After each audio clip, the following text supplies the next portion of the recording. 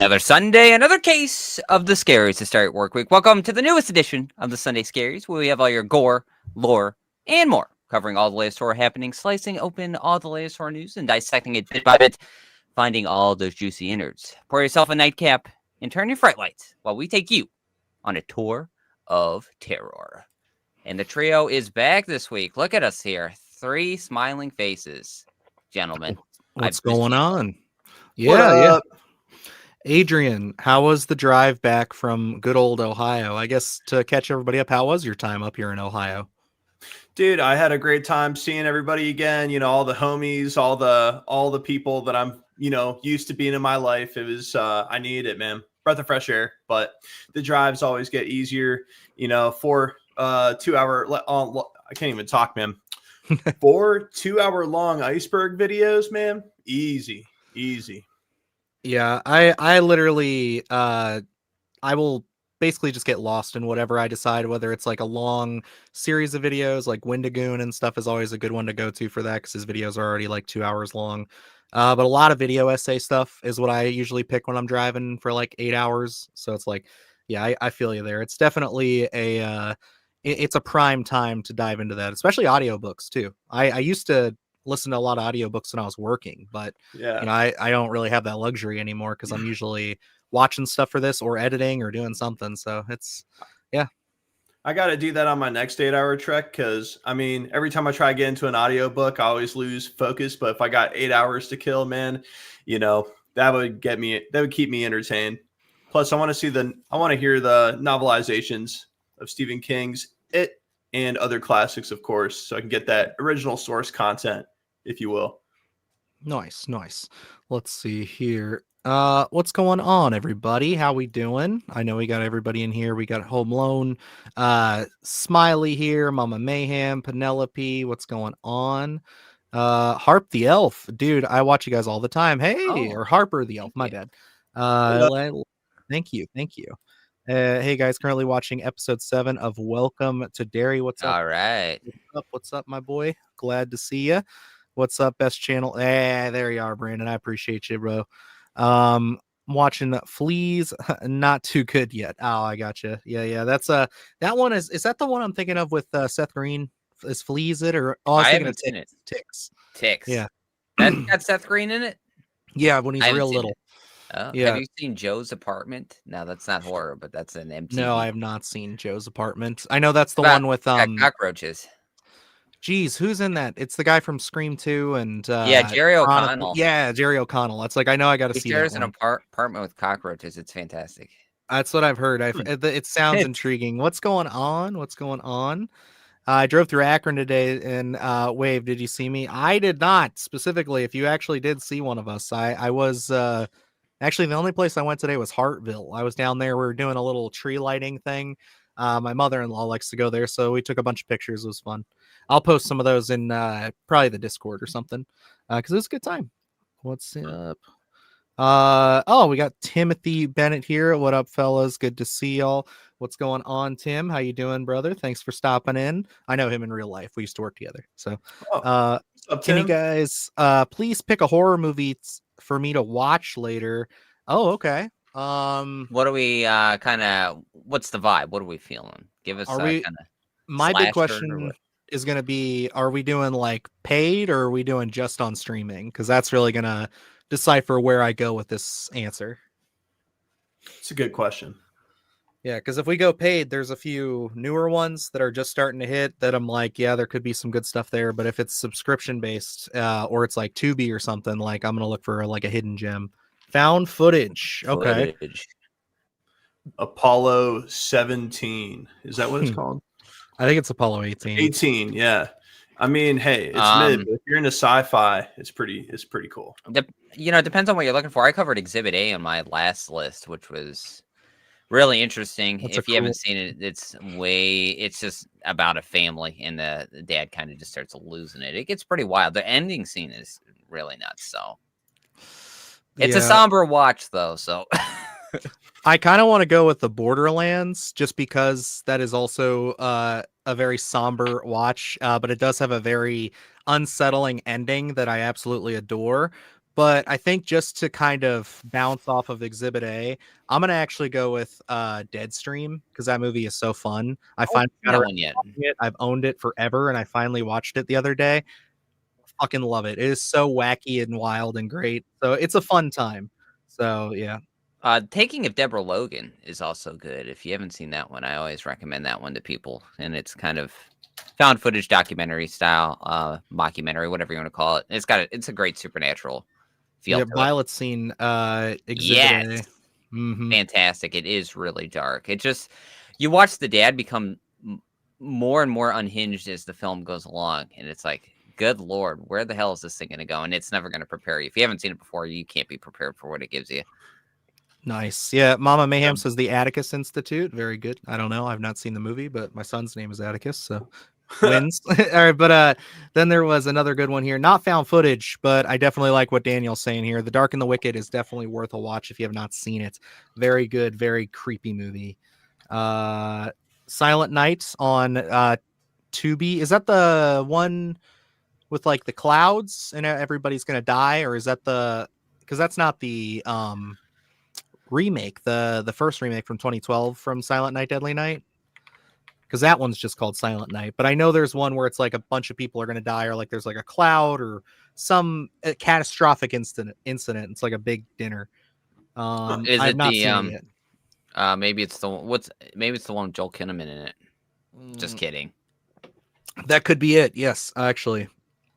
But Lake Mungo is very Yes, good. Yes, love really Lake good Mungo. stuff. I We've love it. covered that a handful of times. It feels like an episode of Unsolved Mysteries to an extent. That's why I think I find that one so creepy. Mm-hmm. She said Santa Claus Killer. Hey, there you go. So that's the 2012 Silent Night. Yeah, that's a good one. I like that a lot. Oh, that one's fantastic. Yeah, speaking of Silent Nights, if you haven't seen on the channel, we did get a chance to check out the new Silent Night that's coming out this Friday, or should I say Silent Night Deadly Night. They went back to the original title. Luke, I guess without getting too deep into our review, I guess give some insight. How are we feeling? Fairly positive on it. I think going into that film, when you take a property like Silent Night, Deadly Night, and you have a lot of room to grow, I wanted something that was just going to be a lot of fun, a lot of gore, a lot of fun, something that was going to be kind of like the Toxic Avenger that we got in, was that July, end of July, and really kind of rejuvenated my love for what that franchise was. I was hoping that's what Silent Night, Deadly Night was going to be. It didn't 100% get there for me. It is a lot of fun, and it's a great holiday horror, so I would recommend going out and checking it out. It just isn't as gory as I wanted it to be, and some of the roads they travel down just didn't knock my socks off. But it is fun. Yeah, it's definitely one that I'm going to agree with Luke on a lot of that, where it's not perfect, but it definitely has a lot of positive stuff. And I only mean it's not perfect in the sense that it's one of those things where I think a lot of people are going to be expecting, and I see, yeah, Brandon just mentioned it, Terrifier levels of gore. I think a lot of the marketing and a lot of what they've been doing with plastering Terrifier all over it, I went in with an expectation that this was going to be, I think Luke says in the review, a bloodbath. And it's one of those things where it's not really. It's bloody and there's a lot of kills in it, don't get me wrong, but they're very fast and they're not as drawn out, or I think what we're kind of being led to expect. Beyond that, I think that there's a handful of decisions they made, just I guess the way they kind of told their story, that I think could have been done better, but they do a lot of new stuff and I applaud them for that. And I think that overall, I really liked it. I had a fun time, and I just had to be honest that it wasn't something that like reached every single one of my expectations that I was hoping for, but it's still very good. And I think everybody's going to have a good time. I think we might be called nitpicky at this point. So Yeah, we probably are, I think, especially depending on what people are going to be looking for. And I don't know necessarily if they're making a direct comparison to Terrifier. It just, when you look at a franchise like that, especially having Terrifier 3 last year and then coming into it this year, where it's like, what is Silent Night Deadly Night going to do? My expectation was that we're probably going to have an abundance of gore. And we do have gore. We do have a lot of kills, but some of them are so quick that we don't get to kind of sit with them as much as I would want to, or kind of linger and be like, oh my gosh, where you have those, you look at Terrifier 3 and you have those, oh my gosh moments, and especially how they intertwine the holiday season in with that. I think this one was well done, but it didn't take advantage of every aspect of holiday horror. It is kind of more of a somber tale, I think, and they also do make the relationship aspect a pretty big focal point Mhm. in it. And then there's kind of something that goes on toward the end of it that I wish it was a bigger piece of the story. I wish because they could have had a lot of narrative there and built a lot of tension. It just kind of all happened so abruptly. You don't really get a chance to kind of find your groove with it before we're already out of the film. So I think it isn't everything that I wanted it to be, but when we talk about holiday horror, especially within the past 10 years, it's probably one of the strongest releases that we've had. Yeah, and I think well, the last little piece I'll say about it too is that Rohan Campbell is great. I think that his Absolutely. performance is top notch, and I love the relationship between the two of them. I think that they are very believable. They have a lot of fun with it. There's a lot of shades of potential storylines they could have went down, and there's a lot of stuff that I thought they were going to do, but I applaud them for not going that way. But I do think where they end up going, they do kind of lose their way a little bit. But I will say overall, I think that we will probably be called nitpicky, and if we are, I will take that because I don't want to. I just think that people going in with tampered expectations are going to be so much happier, and I think like again, we're not shitting on it. It's something that we really loved, and we're going to own, and we're excited to like. I'm going to go see it again, probably with my dad in theaters. So it's one of those things where it's like I'm definitely planning to see it and enjoy it, but we got to call a spade and say we weren't blown away. So, you know. Yeah, and that's really what I'm hoping for in terms of, I think maybe my expectation was really high. I just love holiday horror, so, I'll own up to it that I think maybe my expectation was a little bit higher than maybe a lot of other people. So if people do watch our review and kind of um, pull back their expectation and kind of go into it and being a little more hesitant, I think you're going to enjoy it a lot more because I think you're going to go into it from an aspect to know, okay, maybe they're not going to do this, or you're already going in to say, maybe it's not going to satisfy everything that I want out of this film, but you could be very surprised. I kind of mentioned it to Dylan prior to his watch, and I think, he really enjoyed it. And I wasn't necessarily negative on it. I was just a little more sour on it than I wanted it to be. So I think, if you go in with reining in your expectation, I think you'll be a lot more pleased with it. Let's see. Does it feel a bit different from the original? It does. There's Yeah. a lot of things that they do. Honestly, it's one of those things where the movie starts out and it's extremely faithful. It's like not shot for shot, but you could tell they're pulling a lot from the original movie. And then you will know the exact moment things kind of change.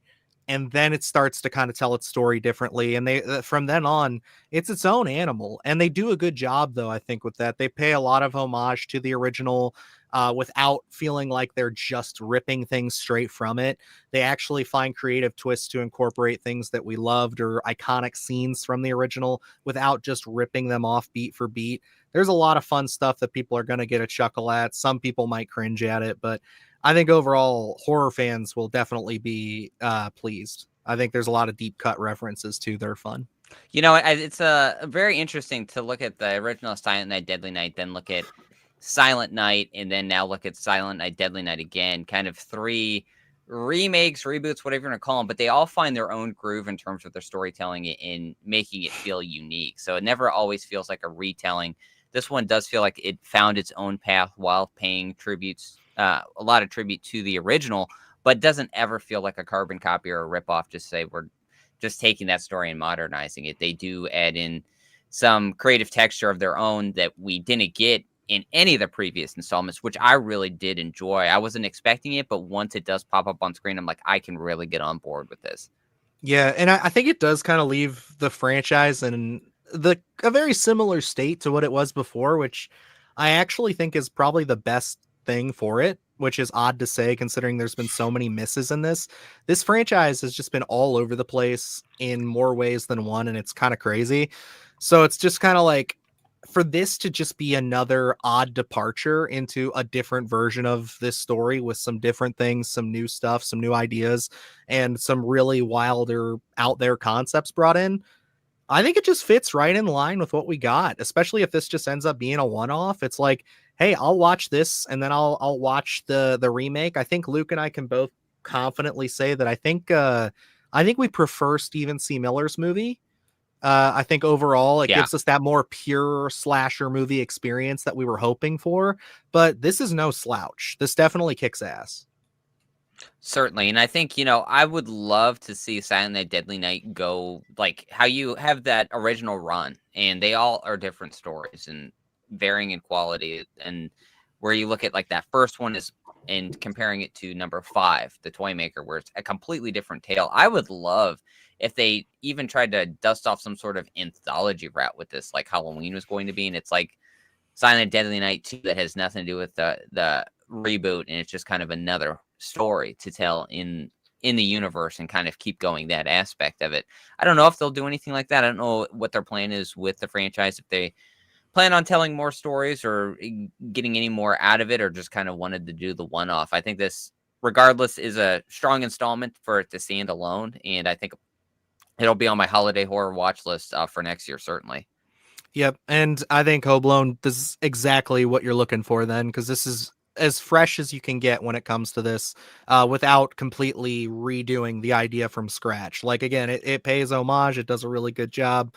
Okay, so Violet brings this up, and we are planning a little something of a watch party. It's not Terrifier 3, but I can bring up that we are going to do a live watch along watch party for we'll have a couple of guests on with this one. I was just talking to a couple of those people today, actually trying to get schedules in order. I want to maybe say, I think Luke, we can kind of narrow this down. Would you say probably next like end of next week, maybe we could kind of get something, maybe if we want to do the watch along then instead of Sunday Scaries, maybe something like that. But we want to basically watch The Toy Maker, Silent Night Deadly Night Part 5. That movie is incredibly underrated, extremely fun, absolute wacky bullshit. I cannot wait to show you guys that. If you have not seen it, it's wild. Yeah, and it's definitely on our radar as to when we're going to do it. Yeah, we can easily plan something, maybe even for next week. We'll talk about it and kind of make an announcement well in advance so everyone knows. Pretty much just before Christmas. That's what we Yeah. want to do. We want to try to do before, I would say even before Christmas Eve. We want to set aside some time to do that, because like we've been planning that. That was a part of December to Dismember's lineup, which is starting soon. So yeah, it's like we're definitely in the zone for that one. And I think, what was it, our first December we did it, and we did Jack Frost, and that was Yeah. like when we were really tiny. El Ryle Ryo was in there. I was gonna say Ryle will remember that. Yeah, we did Jack Frost. That was so much fun. I think it was actually we have a snowstorm that night? I think we did. maybe. I think we watched that on Christmas Eve too, We did, didn't we? yep, Because we had we did. cookies. We did the whole thing. Yep, Yeah. and it was a lot of fun. So I know we didn't get a chance to do it last year. We were spread pretty thin, just trying to get enough content on the channel for December. So this year we'll certainly do that. We had so much fun with it. So yeah, and it'll be so exciting to have now that we have like a built-in community. It'll be like we can actually watch it with people. It will be great. Like how many of you guys show up to the streams every week is just incredible. So it's just kind of like to have more than just a handful of people, which, don't get me wrong, when it was really just us, Ryo, and a handful of others popping up, It was here a lot and of there, fun. it was fun. It was very like intimate in the sense of just like, we were just kind of talking back and forth while watching the movie. But it's one of those things where it's nice to have like a big community. Yes, yeah, definitely download the Discord. I'll plug that here and get that going in a little bit. But Jack Frost 97, perfect, absolutely love it. I think Adrian, didn't we watch that were you there when we watched that on like Christmas Eve with my cousins and a few other people? I don't know if I was there, but I remember I watched that when I was 8 and I loved it. That movie is wild. It is truly insane, but I do love it. I think the special effects, they just get better with age, just because they get campier and campier. Yeah. It's just genius, man. The icicle kills and stuff, like making stuff out of ice. I mean, just so creative. Just really took me, like, I kind of like almost idolized the way that he would kill people and stuff like that. Mm-hmm. Discord watch stream is Five Nights at Freddy's 2. Please no. That, you know what that'll be? That'll be a Discord sleep stream. You guys get to watch me fall asleep, because that I almost did several times in the theater for that one. That was. Can we talk about that for a second? Why not? Yeah. Yeah. What an interesting, and we can tell Adrian about this and everybody else. That was such a weird night, like entirely, because we showed up for that. And ultimately, I think it's our fault because, like, originally I had told her that it was just going to be Jake and I to go see it, because originally Luke couldn't get the time, but then there was a schedule change, and him and his wife were able to go. So, like, what was it? It was the day. It was it the day of or the day before? It was that we the messed day up? of that The morning day of. of. Yep. Okay. The day of, Luke got in for 2 seats. Recently, I think because of how many people they have now, they've been doing 2 screenings for critics and like some people who win like contests and stuff around here. And it was Jake and myself in one screening and Luke and Zoe in the other. So we both went and saw the movies, completely separate theaters, and then just like kind of, I think maybe they let out like a couple minutes apart, because like we got Yep. outside and you guys were in the car already. So we're just standing in the cold talking about this, and we were all pretty much just like, that was not good. Like, that was not a fun movie. That was so boring. Ugh. Yeah, it was a rough watch, I give him credit for stepping outside of Yes. the pizzeria, which is what my critique was in the first one. I was like, you have so much creative license with this. You can really do something interesting, and that was something I'd be excited about. Dylan, I mentioned in a review, I talked to you and Jake about it, where it's like Killer Clowns from Outer Space. I want that kind of concept with my Five Nights at Freddy's, and they just never take advantage of it. I just want that kind of fun with what that property brings. I think you can really, if you tap into that, I think you can really have a property that a lot of horror fans are going to enjoy, not just Five Nights at Freddy fans, but just horror fans in general, and kind of do that light horror. You don't have to skip out on anything where you don't have to show everything, but it's the theater of the mind, and you build that tension, you build that fun to it. But I just think Five Nights at Freddy's never fully gets there at all. It's always great animatronics, great practical effects, and then everything else just kind of really falls by the wayside when it comes to that narrative. Yeah, it was interesting. And then the marionette, I did like some of those elements. That was something I said in the review, was like, I liked the setup for all that. I Yeah. thought, like, without getting into spoilers, there's a particular actor who's in the film that we see, and like they're pretty well known. They were in a pretty decent horror film a couple years ago. I think horror fans know who they are, and they get tied up with that. All I'll say is they get intertangled there. I thought that was perfect, because it's like, ooh, that's creepy looking. That's interesting. Let's see where they go. But before you know it, that's all over and it's moved on to something else. And it's like, oh, well, what the hell? Why are you even in this movie? Like, what is going on?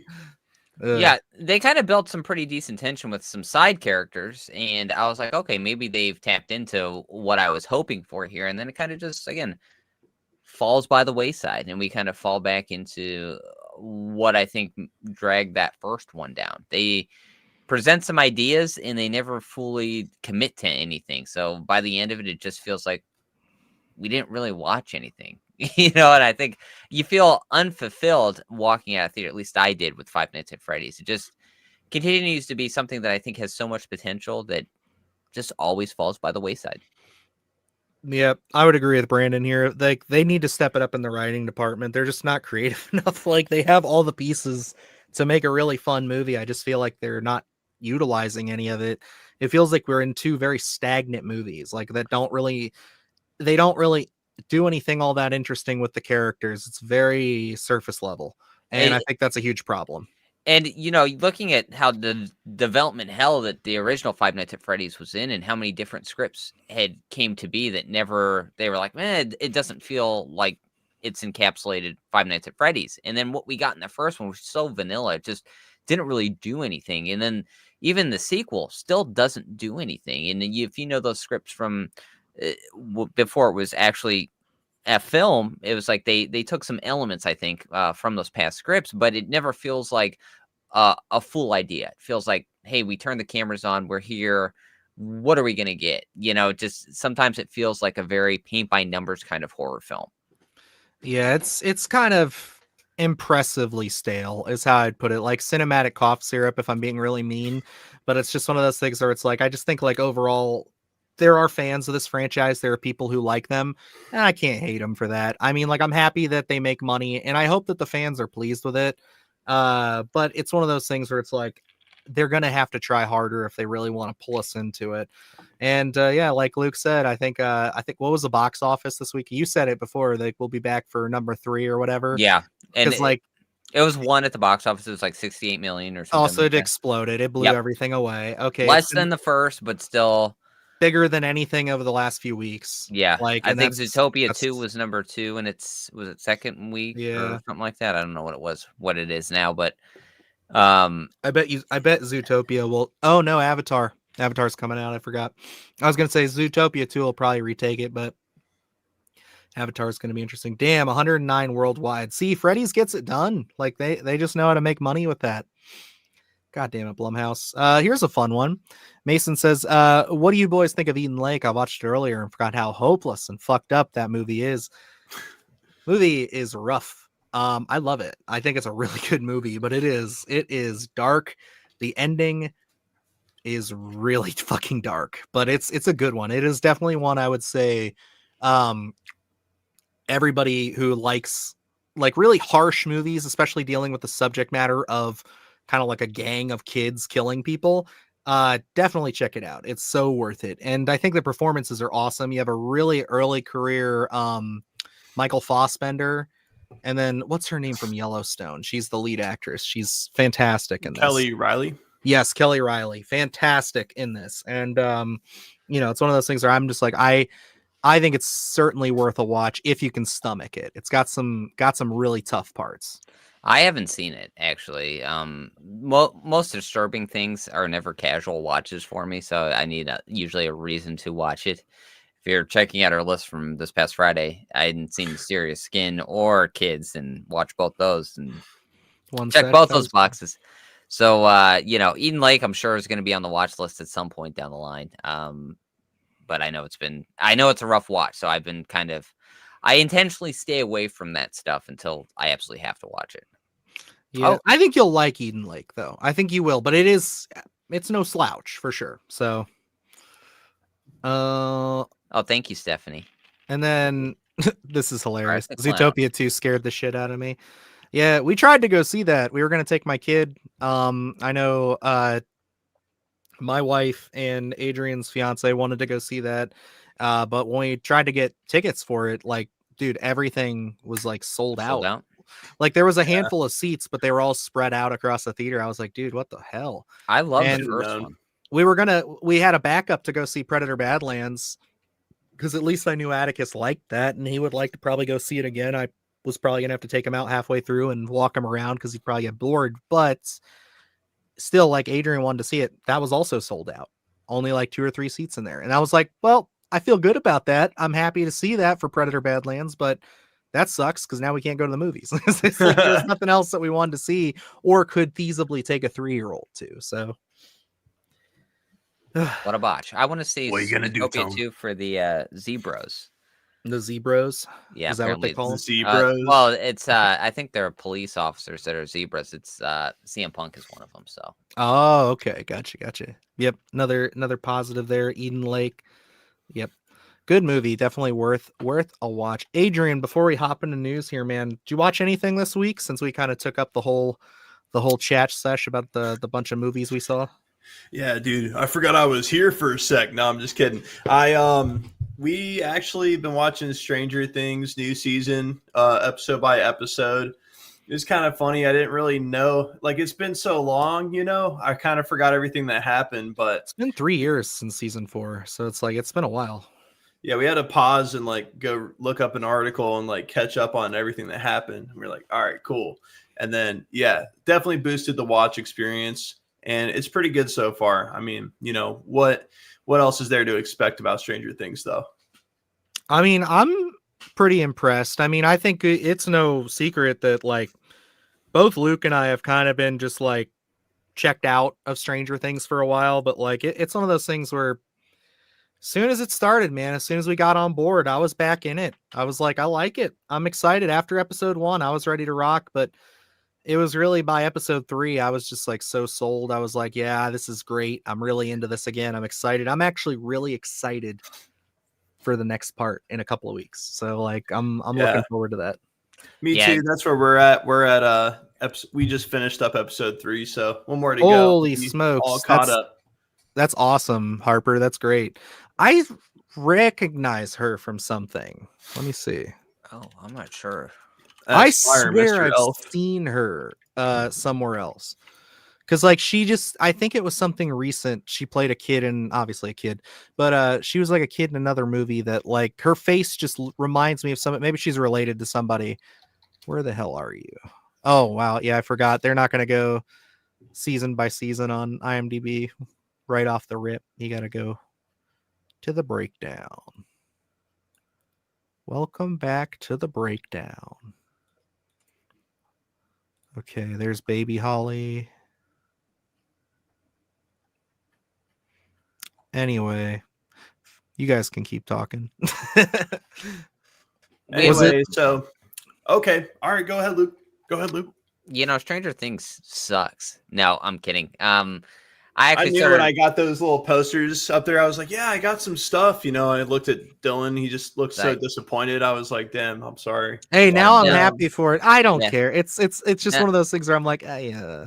I actually started rewatching those 4 episodes of Stranger Things because Zoe wanted to watch them. So I remember doing the review and I was like, I binged it so quick. And, you know, you never have anything to, sometimes you forget what beat happens in which episode. And I was like, man, I rewatched that first episode. I was like, man, a lot of stuff happens in this first episode. And it was like, Right?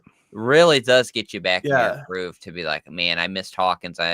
I'm excited to be, you know, in the element now and excited to see what they're going to be presenting because I was sold within the first 25 minutes of that first episode. And I mean, it opens up with with a jump of what is going on. I'm like, man, I'm ready to see how this final season's going to go. So I'm excited to see what it's going to look like by the end of this month and where we're going to go. I know we still have a few episodes that are going to be very long, so I'm sure we're getting through so many different stories, and I'm sure we're going to have some heartbreak in terms of the character death. So I know emotionally I'm not going to be prepared for it, and it's going to wreck me for 2026. So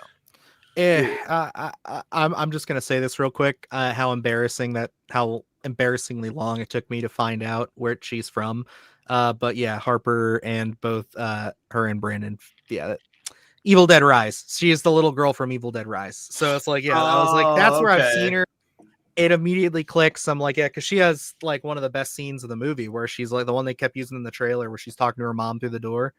So it's just like, that's where I recognize her from. So I'm like, damn, I'm like, she looks so familiar. I just never looked until now. That's awesome. That's cool that you get to know her in person. That is really cool. Yes, I know that StreamYard changed something and I thought I fixed it, but looks like it's not. What it's doing is like, for some reason, I think it's a miscommunication between StreamYard and YouTube where it wants to play one that's like optimized for like people watching it on their phones, but YouTube does that already automatically. So I have to go into the settings and figure that out. So yeah, just bear with me for hopefully one more week of this. So I have the other chat pulled up here, so I am catching other people's stuff. So hopefully I'm not missing anything. So That's really cool, man. I didn't know her too well, but she was in my class when we were younger, and she was a good drawer, and that was kind of it. Oh, sweet. Still, mad flex. I like it. But yeah, so Stranger Things, pretty good then, huh? Oh yeah, I'm enjoying it so far, and I can't wait to see what comes next. As I watch it, I'm kind of like seeing a little bit of Silent Hill influence, but you know, that's just because I'm getting really hyped up for the next Silent Hill. Hopefully. I'm hoping we can get something cooked up for that, maybe screener wise, because they're at Cineverse again, and we've been lucky with them. They just I love them. They've been making some good stuff, and they always seem to accommodate us, but they're always so close to the chest until like the last possible second. Like This is probably one of the earliest that we've gotten in a while for this, and we're still just a week out from the movie coming out. So it's like one of those where I just don't know if we're going to be able to cover their stuff until probably like the week of, and it's a little stressful, but they do usually accommodate us. So hopefully we can get that, because I'd love to even just set it up so that way you could watch it and then you could even join us for the review. I would love that. And I am on episode 3. Well, Okay. actually, I already finished episode 3, so just got to see part 1 Episode 4. finale. Yep. Pretty cool stuff. Episode 3, without getting into spoilers, just like what a crazy episode. Yeah, got to see Hopper do some badass stuff. That thing they ran into kind of reminds me of that thing from Attack on Titan, if you know what I'm talking about. Yeah, Yep. You know what I'm talking about. Always got compared to some anime. And then I also wanted to say, like, I love how plot dense, this is so far. There's just so much going on, and it's all very interesting. I'm pretty invested in all the side stuff. I mean, not really any misses for me so far. Yeah, it's they're really firing in all cylinders, especially for two naysayers like Luke and myself to now be I guess fanboys going into the next part of this, where it's just like I'm excited. I'm ready to watch it again. I feel like I'm back at it. I like it. So also I think we need to give some props to Stephanie here. Off topic, I watched all the Rockies, and I have to say I'm a Rocky fan. Hell yeah. Did you watch the Creeds too? Did you put all 3 of those in there? I mean, really, you just have to use the first one mainly, but the other 2 are pretty good. So, I still haven't seen Creed 3. It's all right. It's fine. I liked it. It's not anything. It's if you like them, I think you'll like it. But it's just one of those where you'll throw it on just to finish it. Probably. Yeah. I don't think it's like Creed 2. I'll go back and watch sometimes just because I like the whole Drago storyline being brought back. But Creed 1 is that's the pinnacle. That's the one where it's like I was surprised at how good Creed 2 was. I remember going to the theater to see that one, not really expecting too much out of it and being really pleased. But yeah, Rocky is just a fantastic franchise, especially if you're going into it, haven't seen any of them, and then being able to watch them all one after the other. What a story, an emotional roller coaster that thing takes you on. I know everyone has their favorite, but each one has such a distinct story to them. But you get Clubber Lang with 3. So I don't know if we want to discount that one. 3, I love 3. I think 3 is great. I was talking to Mama Mayhem about that. Yeah. They were saying 3 was one of the lower ones. I was like, I think Clubber Lang is a fantastic villain. I know he's great. I mean, he's probably the high. That's true. That you get that, but it's a pivotal moment for Rocky. I think other than the villain, that the movie is pretty samey. Because we get Apollo and we get Rocky, and they learn to fight in a completely different style. I'm sorry. Rocky 3 is my favorite. I will say it's been a while since I've die seen on 3. the hill. Rocky 3 is fantastic. Usually, right now, the last few years, my Rocky watching has been a lot of the first one, and then going to 4, and then Creed, Balboa. And then I have to go. I usually, like, the last time I went through them, I should say, I didn't go back to 2 or 3. Just no reason. We probably got a screener or something. But yeah, I like them all. I mean, 5 is probably the one I could agree with most people where it's not the best, but it's still watchable in my opinion. So yeah. I always go into Rocky 5 thinking maybe it's gonna be better this time. Oh hell yeah! And it just hits certain things, and I'm like, ugh. See, what sucks about Creed 3 is, like, I think, like, that movie, Jonathan Majors and Michael B. Jordan are so good against each other. They do have a very good rivalry. That is the best part of the movie. But it sucks that the whole Jonathan Majors shit happened. Yeah. Like, right as that movie came out. So, like, nobody really gave it its flowers. Like, I like it. It's fine. I think there's a couple of really good moments, but really, I think the Creed series peaked at 1. Like, it's just one of those things where it's like, I will watch them. But it's just like the original, where it's like the original Rocky is probably arguably the best of them. Like, it's an art house movie. It goes the distance. But yeah, Rocky 4 is also great too. So it's like, you can't really argue. Yeah, I think they all find their own stories where it's like the first Rocky, the original Rocky is just like that story that resonates with everyone. He went the distance. That's what he wanted to do. And then the other ones start kind of being like, it's like, how do we get more out of this franchise, but in the best way? It's like USA versus Russia. It's like, okay, yeah, it's such a typical kind of storyline for the time, but it still holds up and it's still a whole lot of fun, you know. And then you look at 3, it's like he fights like a different fighter. He goes to LA. I love when he shows up in the boxing gym and everyone's all sweaty. It's just a completely different climate than what he's used to in New York. I That's right. love those aspects of it. Yeah, of course, Hulk Thunderlips, the ultimate Yeah, male. I mean, Thunderlips. I come was saying I on. couldn't remember his name, but yeah, he's got a really funny name. My dad always quoted all the name, like Spider from the first movie is the guy he's boxing there. Oh, let's. Oh, you have a bone to pick with me? What did I do? What did I expose you to, or what did I say? I probably suck. 1 and 2 are definitely the best. 4 is also good. I was pleasantly surprised with Rocky Balboa. I think most people were. Rocky Balboa doesn't get enough I think like credit, because I think like overall that's one of those movies that I really enjoy. So I think like it's a really good like redemption story, or not even like a redemption story, but just like, again, kind of proving, yourself again to people who maybe doubt you. It's like, it's nice. It's good. It has a great speech too. Rocky Balboa is fantastic. I remember when that had come out, and it's like, being a huge Rocky fan, it was like, do we need this? And then the avenue that they take to, when you look at that first story with Rocky going the distance, and then kind of going into Rocky Balboa, and it's like, does he have it anymore? I love that they always look at him as like this washed up old man, and then he kind of just is able to prove himself to a certain extent. I love that aspect of it. Well, Harper, I'm very sorry for that. I'm glad, honestly. I'm really happy it was just that movie and it wasn't something else or something more serious. Because, like, not to say that movie's not disturbing. It is. It's definitely graphic and it'll fuck you up. Good and proper, I will say. But there were some other ones I was really worried when you said that. I'm thinking like you're talking about like Trauma or Human Centipede 2 or something like that. I was gonna be like, this is gonna get really gross and mean, but like, no, that's okay. I get it. I think the first movie, especially of the remakes, if that's the one you're talking about, because like I think the original is like entertaining, but I saw it when I was too old. It never scared me.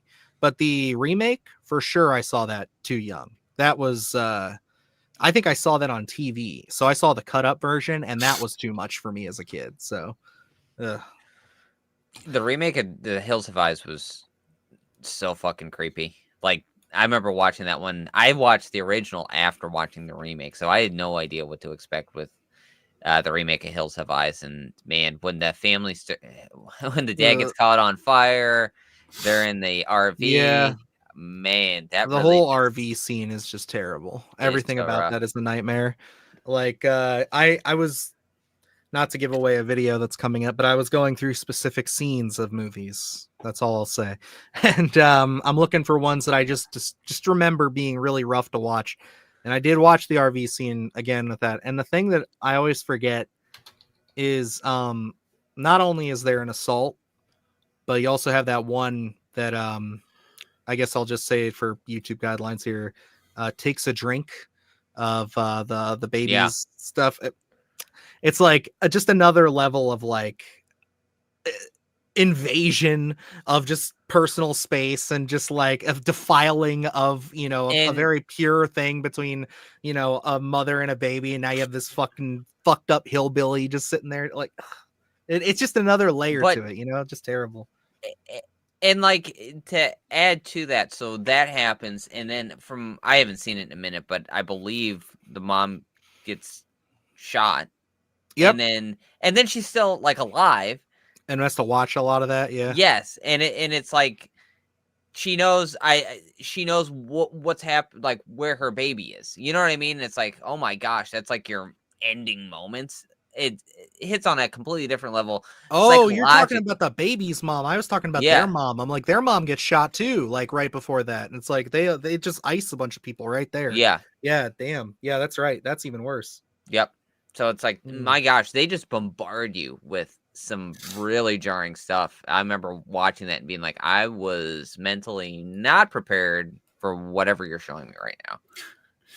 Yeah, those movies are pretty hardcore. They were very rough. I think the first time I actually watched that movie properly, I don't know if you were there, Adrian, you might have been, but it was when Jeffro was on that streak and we were that one October in high school where we were renting horror movies from Family Video every Friday. We were doing like 3 of them. I remember we got the remake of Hills Have Eyes because he wanted to see it. And, that was the first time I ever saw it properly. And I was like, oof, what a tough movie. It's a great movie, though. It is very good, very well done. But I think I was there for a Human Centipede watch through, but I wish I was there for Hills Have Eyes because I've always wanted to see that. I remember seeing a bunch of like trailers and stuff for it when I was really young. I think if Julie likes, and I know this is going to be a weird comparison, but I feel like the harshness of the violence is similar, but like if Julie likes 28 days and weeks and years and all that, I think she'll like The Hills Have Eyes, at least the first remake. The second one is okay. It's I didn't care. I liked the idea of them being like soldiers on a training mission, but then I feel like they didn't do anything with that. And it got really confusing with the lore and what they established before. It just felt kind of messy. So I was just like, it's got some good kills, but like overall, it's not one that I always go back to very frequently. It feels like a sequel. It feels like it feels more like Wrong Turn than Hills Have Eyes. That's what it's like. I think that first one, there was a justification for the remake to kind of modernize it. And I think they go into different places. It hits on a new level of terror. Where the second one was just like, okay, the first one hit, let's do a sequel. We don't know what to do. So yeah, it kind of pulls, I think, pages from Wrong Turn. And doesn't really offer anything new. Yeah, the original Wrong Turn is fantastic. Great even movie. the remake is different but good. I have a lot of love for 2. I know Luke isn't the same with me on that, but I like 2 a lot as well. No, I think the first one for me, in terms of where we get kind of the inbreeders, I think the first one is easily the best. I think it holds up even to this day. It's one of those films that really does it chills you to the bone. Even when I watch that one, I'm a person that loves to go hiking, and that is like when the beginning of that movie when they're on the rock face. Yes. I love that because like that is so creepy with the fact that like someone's just fucking with your ropes. It's like, oh no, what do I do? Like the one scene that gets me is, let me figure out his name. He was in Clueless, but I don't remember his real name. Isn't it like Jeremy maybe or something? Let me see. The guy from it. That one dude, Jeremy Sisto. I can't believe I forgot his name. But when he gets the arrow in his heart, when he's like running, I'm like, that for some reason always sticks in my head. I'm like, someone's just going to shoot me with an arrow. I'm going to look down. I'm not going to be fucking bleeding from the chest. Yeah, him and his girlfriend, they get like both pretty savagely brutalized in that movie. Yeah. It doesn't get as crazy as like the later movies will get because they just get over the top. But like, yeah, I'm going to say that. And then I'm going to actually put the remake at number 2, I think. Wrong Turn movies. Yeah, I'm there too. I don't think that's like that controversial. I don't think I'm gonna get shit on for that, hopefully. 2 had Henry Rollins. Again, interesting that Luke doesn't like this movie, but like it's just a lot of fun, I think. So I think, it's such a, for me, quality wise, such a departure from the first one, especially effects wise and things. And it's more goofy. It goes full goofy horror, but it's like I think it's the only one that pulls it off. And that's where it's like it didn't work because that first one is so terrifying and so it feels like it has some realism to it, and the sequels they inject that goofiness to it, and I'm like, I don't need that in the tale that you're telling because that first one works so well. Plus, different special effects teams come in for the rest of them, and it never looks as good as that first one. That first one, I think, is honestly a really, really stand-up horror film. Even what are we? Absolutely, 2 decades removed, dude. Yeah, and so, but in comparison to the other ones, it just is like if Wrong Turn 2 was something different, it was just some B movie that I stumbled upon, I may have a little more love for it. But in comparison to that first one, and going into it being like, oh, I hope it's the quality of that first one, and it completely missed the mark. So that's what I think I've seen. Oh, so then, yeah, I see where you're coming from then, because I'm coming at it from the opposite angle. I saw Wrong Turn 2 first because my dad had rented it from, I think, either Blockbuster or Netflix. And I remember seeing the opening scene of that girl getting cut down in the middle hot dog style and just being like, holy shit. But then he had me watch Wrong Turn, which was completely different. And that one was actually like scary. And I was like, oh shit. So I've always respected the fact that Wrong Turn is the better movie, but I think maybe it is that introduction bias that like maybe has that second one for me. But I think the second one just has a lot of fun ideas. I like the reality show stuff. I think that's funny and cute. I hate when other movies do it now. I just think it's because maybe that was the first movie to really like introduce that to me as a concept. I don't know. Yeah, and I think at the time, especially with the kind of game show aspect, it was happening a lot at the time. It was such a layup in terms of whatever they were going to do with film that by the time I had watched that when it was newer, when it came out on DVD, and I was like, I feel like I've seen a handful of movies already at the time that already were kind of just doing the game show aspect of it. Yeah, I mean, you watch those, and it's like we're not sitting here saying that Wrong Turn is a completely dead serious movie. Like, it does have moments of, you know, some levity here and there, but it is definitely like you can tell that it's been cranked up a couple notches in the second one by the time we get there. Like, things are not nearly as serious, but they are gory. Let's see. The first one is the best horror movie, but the other ones are good comedy horror. The remake was okay. See, again talking about Mike P. Nelson, guys doing Silent Night, Deadly Night. I applaud that movie for doing something so drastically different with the concept. And I think the other thing that made me kind of really applaud that movie when I first saw it and just make me love it more and more is knowing that it's the same writer who came back with that concept and said, hey, I had two different ideas. I had a couple different ways we could have taken this. We really stuck to one. But then ever since then, I've kind of just been thinking of where to take Wrong Turn. And he's just like, I want to go back and explore it in a different way. And I'm like, I love that. I think that's great. I think that one's awesome. And the remake has some pretty savage kills and some pretty horrifying scenes. Yeah. So I got it. There's one in there. I'm prepping a video. I will say that's not coming out anytime super soon, but it's scariest scenes. And there is a scene from Wrong Turn that's going to show up because it's mortifying. The only thing that I will say, it is the one you're thinking of. Okay. And it's because the only reason I think it underwhelmed me at first was the first time I watched it was because you said there was a scene that was totally fucked up. And I was like, okay, so I went in expecting that. And when I saw it, I was like, that's dark and that is messed up, but it didn't like blow me away. It wasn't until like I saw that movie again a couple of years later, just rewatching it, that I forgot about that scene. And then when I get there, I was just like, oh yeah, oh shit, yeah, this is really fucked up. Like you just get so sucked back in. It's impressive. I remember like watching that and then sending you that saying, oh my gosh, there's a scene in here that is just so terrifying. And then I think you had to clarify which scene. I think maybe even at the time you thought it was a different scene.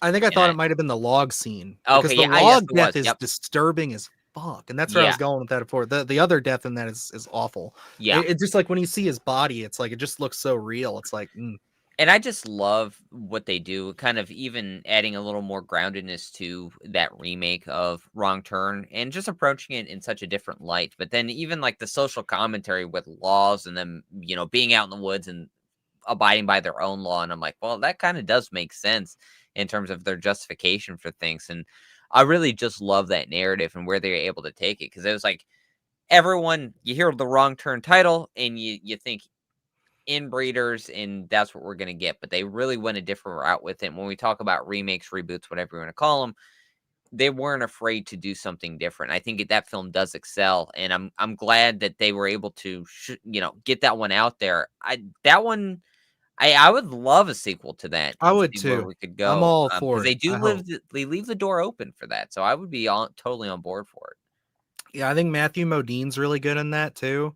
Because he gets a really interesting role where it's like he's there at the beginning and you think he's playing one character and then he's just gone for 45 minutes and then he comes back, he's the main character. It's like, holy shit, like this movie is crazy. It was one of those when I saw the runtime and I'm thinking of a Wrong Turn movie. I'm like, why is this thing that long? It's like 2 hours, 20 minutes. I'm like, what the hell are they thinking? And it's like you watch the movie and you're like, oh shit, yeah, no, it's actually a really well told story that does take its time. I like it. So it's cool. It gets points for me. It's such a risk in terms of like when you take a already established IP like that and try to tell a completely different story. Because I remember going into that thinking, well, what are they doing here? What is actually the narrative? And then being so pleased after watching it that first time and saying, man, they really did kind of carve out their own way with what they wanted to do here and really present us with some oddly different stuff than what we had in the original or what we do see throughout that franchise, but still right up there in terms of disturbing. Yeah, it's definitely one of those movies I think gets slept on. More people, I'm pretty sure, will enjoy it. I think as time goes on, I've already seen that start to prosper a little bit more. More people are talking about it more positively, but I think the further we get away from the controversy of everybody being upset that there wasn't the inbred cannibals, I think the better that movie will serve. I think the better people will be and more accepting of it because like I think we were part of a very small minority of people who were ready for that from the jump. And I think we knew that's what we were getting, and we were just impressed with liking the movie. That I think like more people getting away from it, they will really like it. Yeah, especially the farther away you get from the release date, it's like where you have I'm in the mood to watch a wrong turn film that has inbred cannibals. It's like, well, you have plenty to choose from, so pick your poison in that aspect, or you can go with the remake and get something completely different. It's like not in, I wouldn't put it up there with Halloween 3 in terms of films I enjoy like that, but it is where that one was kind of negative upon its release because it didn't have Michael Myers in it. But now it's beloved because, hey, I can watch so many different installments that have Michael Myers in it. But if I want something a little different, a little more tongue in cheek, I think, then you throw on Halloween 3. And I think that's maybe why people are rediscovering their love for Halloween 3 or finding it just as adequate as some of the other sequels, or even more so one of the strongest installments of the Halloween franchise. And I think that's why Wrong Turn's going to really live out in terms of how many times that one's going to be rewatched. Because I think it's going to be the original and it's going to be the remake, or the two that, in terms of quality, stand right up there. Oh, yeah. Yeah, Brandon I agrees. agree. He knows. Yeah, and then I would say Wrong Turn 4, I do think has some fun moments. That's the one with the mental hospital, I believe, in the Okay. snow. And I do like I think that was one of the ones very early on. I just remember associating that movie with the snow and watching it around January time. And, they do have some fun kills and they do try to do some stuff with the lore of the brothers and the family and how they kind of, became the way they are. Not necessarily that they're inbred and stuff, but like they are inbred, but like more why they kill people. And like it's a novel attempt. It's definitely the last one before they really fall off, because like 5 and 6 are just unwatchable. Like they're just terrible movies. So yeah, it is just tough. But yeah, it's the last attempt they made at really trying to tie everything together.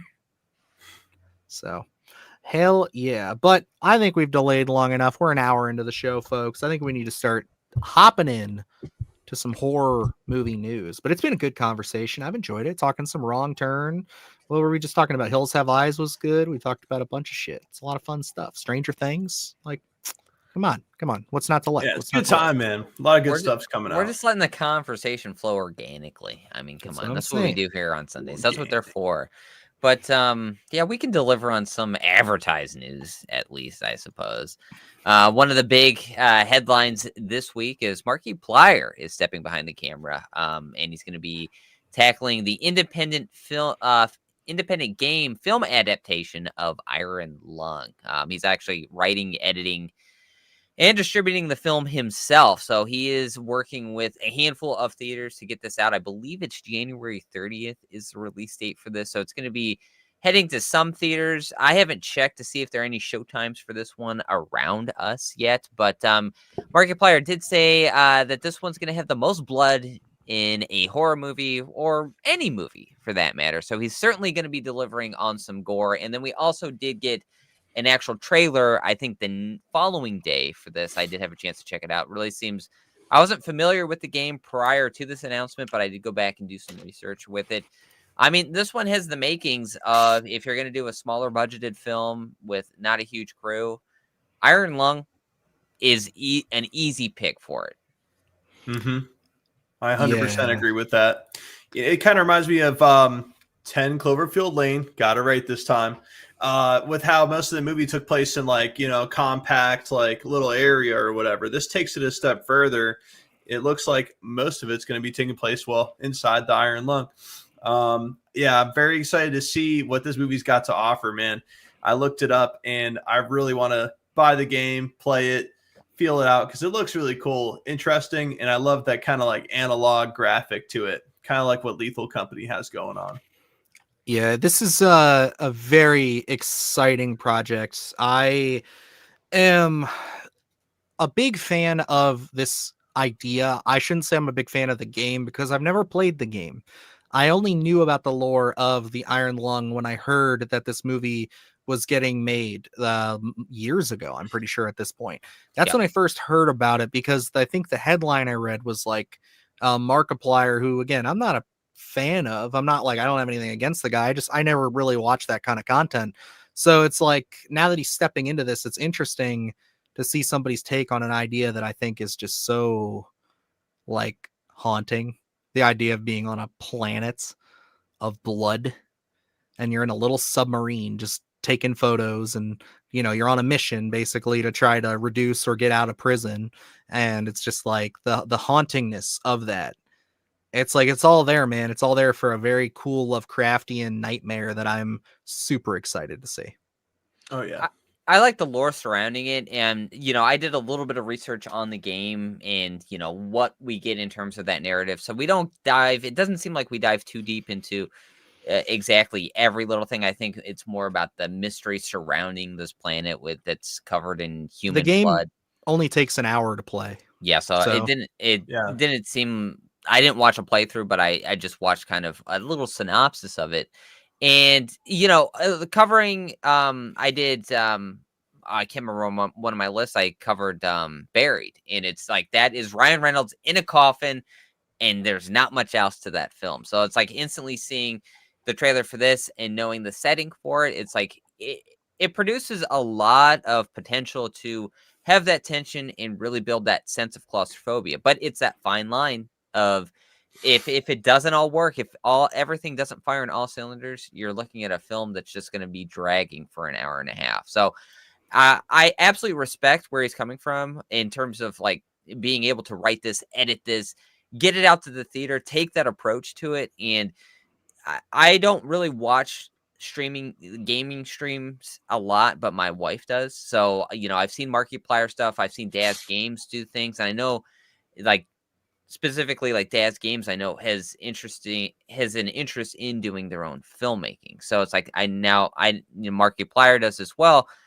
And I know we'll probably hopefully touch on it. I don't know, since we ran a little bit long with the whole Netflix WB thing going on and maybe films not being as accessible theatrically. I think this could be an interesting route. Not necessarily like we're going to be getting abundance of this, but if we get a lot of streamers that are making a lot of cash, because those two specifically do make an abundance of money doing streaming, where it's like they might have the funds to take some of these smaller independent property games and make film adaptations about it. Because I didn't know anything about Iron Lung until I heard Markiplier was doing this, and then I went and looked it up, and it's like it's a pretty interesting concept. I think that could be a very symbiotic relationship between independent games and streamers that be like, hey, can you make this into a property? Do you have the funds? Is this something that interests you? I think this is a really intriguing kind of turning point. They could treat this as some sort of catalyst in terms of what we get in the next few years. Yeah, there was another YouTube personality, Wendigoon. We talked about him a lot. But he also Did he do an Iron Lung video? He didn't do an Iron Lung video. Well, he might have, but I know he did a movie just this past year off the game. I think it's revolving around Stalker. If I let me see here. No, was it the Stalker game, Wendigoon? Yeah, I think I remember him working on something related to Stalker, so I wouldn't be surprised if that was it. Yeah. Oh, here it is. Yeah. So it's Shadow of the Zone, Stalker. Yeah, that was him. And they made this movie and self-released it, did all that shit. So it's like it had a little release, but it was very similar to the concept you were just talking about, Luke, where it's like they were huge fans of the games. They got in touch with the people who make them and they pitched an idea and they made just a little movie out of it. I forget, theirs is an hour and 11 minutes. So, it's not technically even feature length, but it is. It's just barely feature length, but it's over an hour. So interesting. I think it would be a fun avenue, and especially with some of the independent games that have been coming out over the past few years, and just how many are being able to I guess, to be created. Because, like I said, I don't watch gaming streams that much, but my wife does every night before bed, so it's like I end up just randomly watching whatever is on the television before I fall asleep. And I asked her, like, how do they do this in terms of like independent games and being able to model things? And I think she was explaining it to me, and I said, this is a lot of fun. And to be able to have that avenue to say, maybe I, as a game creator, can get this made into a film, because streamers, YouTubers, it's opened up a whole new avenue to make money, and to make a lot of money, if you have a huge following. And that could be really interesting to see, people who want to get into the film industry to say, let me take this hour playthrough of a game and make it into a film adaptation. Hint, hint. I'm just kidding. No, but no, the thing that I'm also really stoked about is that this is coming out on my birthday, so I'm looking forward to that. This will be my birthday movie. I don't know. We'll see what happens. Did you but look it at is cool. showtimes at all? I don't know if they have I don't think out. anything's listed yet. I did go ahead though, and I did find some contacts, so I'm trying to get a hold of all that, so that hopefully we can maybe get an interview with them. I thought that'd be kind of cool, like, to talk about that. I think, like, again, just talking about the concepts you were just bringing up, where it's just like the cohesion of like finding an independent game developer, independent streamer who wants to make movies, who has the funds to do it. They just come together and do it. Like, that's awesome. So yeah, hopefully we can do that. So Yeah. What's up, Gracie? Welcome. Hi, I just got for my sister's wedding. Y'all gonna keep me company while I get these pins out of my hair. Awesome. Welcome.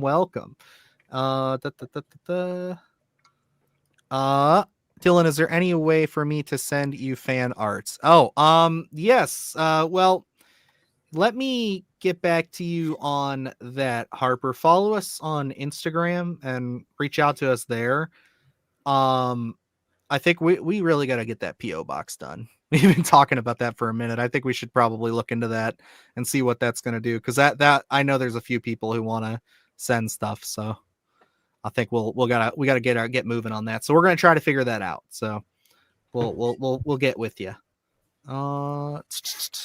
Weird. I don't know about the Stalker game series, but based on Roadside Panic novel that Tarkovsky film Stalker is based on. Yes, they are one and the same. They are talking about the same material. So okay. Interesting stuff.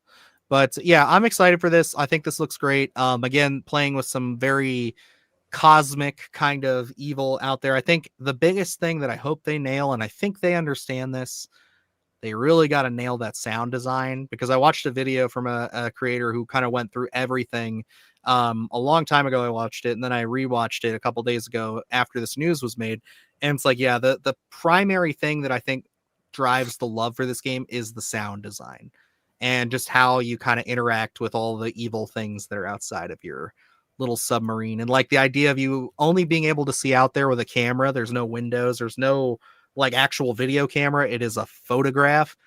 I hate that too. I don't like that. It sends shivers up my spine, but I love it. I think it's all exciting, and I hope they knock it out of the park. Even if this thing is like really low budget, if they can nail the sound design, they can do some genuinely scary things. They don't have to do anything too flashy. I think they could really get us something creepy that hopefully will maybe move their career towards doing some bigger horror projects. Yeah, that would be sick. But yeah, if that's all we got for Iron Lung, why don't we move into the next story there, Luke? Which one do you have a preference? Nope, no preference. I'm good Okay. with either. I'm really fine with it. So we'll go with whichever one you want to hit first. Alrighty. Well, since we're talking about content creators, let's jump into Obsession, which is the feature film by Curry Barker that will be hitting theaters May 15th. We got a little teaser trailer for this one. If you guys haven't checked out Milk and Cereal, Curry Barker did that, written and directed by him. And I mean, as soon as that one came out, it's about an hour and 2 minutes, I think, on YouTube here. If you haven't seen it, I highly recommend it. That one got some glowing reviews, and rightfully so. So this one, we don't know too much about. We got that little teaser trailer, but I could read a little synopsis here. It says, after breaking the mysterious One Wish Willow to win his crush's heart, a hopeless romantic finds himself getting exactly what he asked for, but soon discovers that some desires come at a dark, sinister price. So I don't know what is entails for this film, but I'll say that teaser has me sold. Just that small interaction that we get and the way it's presented, I really love what they could do with this film, and I'm a huge fan of Milk and Cereal, so I think they are going to absolutely deliver here. I'm excited for it. I've been excited for it since Fantastic Fest. I think like that's when we really got the. I know you peeped it before like this festival started. That Yeah, you wanted to try to get it. And then when it got seen at the festival, everybody was like, goo goo gaga, this thing's incredible. It's insane. So yeah, I'm really excited for it. Needless to say, I mean, this looks like it has the potential to not necessarily in the scare factor, but just in the intrigue factor. I think this is going to be another talk to me situation. I would really like to see that happen where it's like you have this YouTuber who comes in and makes this movie and then it does well enough to where we can keep getting these interesting little ideas, because this just seems witty, kind of like a talk to me does, you know what I mean, where it's like it very much seems like it's going to be leaning into the, because the whole thing is like it's the one wish Willow, so he wishes for something, and it's like I think that's a super fun kind of somewhat magical, I guess time will tell and we'll see kind of way. But all I've heard is that it is just an absolutely crazy, wacky, you'll never see it coming kind of movie.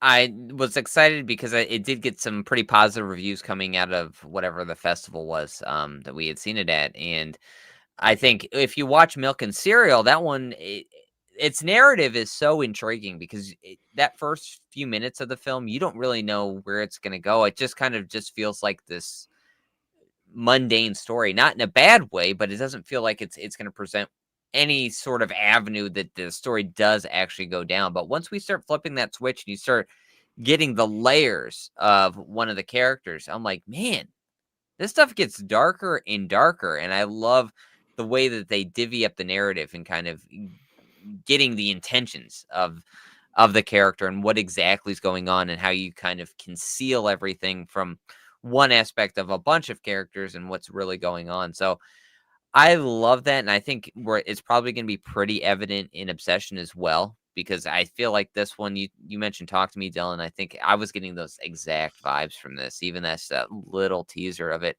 that I think it's going to tap into what we're looking for and kind of giving us this really just unique kind of horror story. Oh yeah, and I did want to quickly shout out here. Thank you, Souls. We appreciate it. Love all the content you put out. Thank you for all your time, and thank you for your time watching it, everybody. We appreciate it, because yeah, that's why we do it. We love interacting with you guys, making fun stuff, and honestly, just keeping the horror conversation moving all the time. Recommending movies, talking about movies, and yeah, it's because of things like this. This movie right here, I'm looking forward to it. I think that overall right now, as far as like kind of things that are on the small scale that are on my radar at the moment, I would say I'm probably pretty damn excited for this. I think this is like up there for me because I think like again, it has those talk to me vibes. I loved the little teaser trailer they had. Which did you guys watch it? Did you watch the teaser trailer for this one? Yes, yeah, I did. I already know. I'm pretty sure that's Curry Barker's I think voice so. on the Yeah, other end of the phone, just because I've seen a lot of his sketches and stuff. And like, I am already so intrigued. Just the look on his face, trying to figure out what this like Wish Willow is and stuff, and just like little tinny head. It's like sounds very very up my alley. So looking forward to it. I'm glad to see everybody else is also on board. Their 12-hour shift was recommended here. Has anybody seen this? I have not seen this. I have not either. I'm gonna look that up real quick. But it's getting some praise in the chat there. But yeah, I think like just you're right with the kind of awkward, kind of weird humor that we're gonna get from it. Let's see. Nurse and her cousin try to find a replacement kidney for an organ. Oh, okay. Hell yeah. All right. Well, I'm gonna check this out then. I think that sounds actually That awesome. that looks like a lot of fun. Thank you for the recommendation there, friend. It pulls you in. Nice. Got 160 on my hair. What a racket. Jeez, I don't know. I just don't love my hair enough. I think everybody's kind of sees that through the videos. Some days it's nice, some days it's like this. I just, but I yeah, always I find just it couldn't nice, imagine Dylan. doing it. I don't know. I know that's like very much I get it. Like it's one of those things where people like to do that. I don't know. Like I like tattoos, but I also like collectibles. So it's like that's kind of my vice, you know what I mean? I don't spend a lot of money on body modification or like dolling myself up or anything. I tend to buy little plastic men and put them on a shelf, and I look at them and I'm like, I own that now. I just put a razor to it, and that's it. There you go. Have you guys seen As Above, So Below? I saw it a long time ago. I need to revisit it. Everybody talks so highly of it. I remember not liking it. Oh, So I don't know. I'm gonna have to go back. But again, I also did the same thing with Sinister. So it's like I don't trust myself when it's that far back. I'm in the same boat as you, Dylan. I saw that when it had first come out on Blu-ray, but I'm in the opposite direction of I actually remember enjoying it, but I just never went back to watch it. So it is one that I have to put back on my watch list. But I remember being a fan of it at the time, and I wasn't a big because that's found footage, isn't it? I believe. Yeah. Mm-hmm. And I wasn't a big found footage fan at the time. I just turned it on because it was recommended to me, and I was like, okay, this is actually pretty good. Yeah, I definitely am intrigued because again, everybody has just said so many nice things about it, and again, I just was like, I guess not in the mode. I was not in the found footage kind of like zone at any point in that time in my life, so I really do need to go back and check it out. I like the concept. The catacombs thing is awesome, so it's like it definitely has the ideas. You want to watch some Giallo movies? Giallo from 1970s. Yeah, they can get pretty gross. They can get pretty line crossing, if I do say so myself. Actually, you know what? This is an Adrian question. What was the one with the spirals? It really disappointed like everybody, me included, but I really loved what that was. The journey of it. It started with a K, right? Hold on. Spiral horror anime from where did I see it? HBO. Uzumaki. Yeah, that was like all super creepy and just interesting, mysterious until like the end of it, which I won't speak on too much. Granted, it was kind of like a dark ending, right? But yeah, Uzumaki. Yeah, that was a vibe, man. Other dark and creepy stuff in the anime department, I haven't seen that in a long time. What about you two boys? The creepiest thing I've probably watched is The Promised Neverland. Promised Neverland, super fun. It's got some interesting ideas, some pretty heart wrenching stuff there. And then it's yeah, it's probably it. I mean, Attack on Titan has some pretty interesting concepts, pretty awesome Lovecraftian stuff there. But like, I don't really watch a lot of anime, but I know you watch a lot of violent stuff. So you got that Demon Hunter. Is that violent? Is there monsters in that?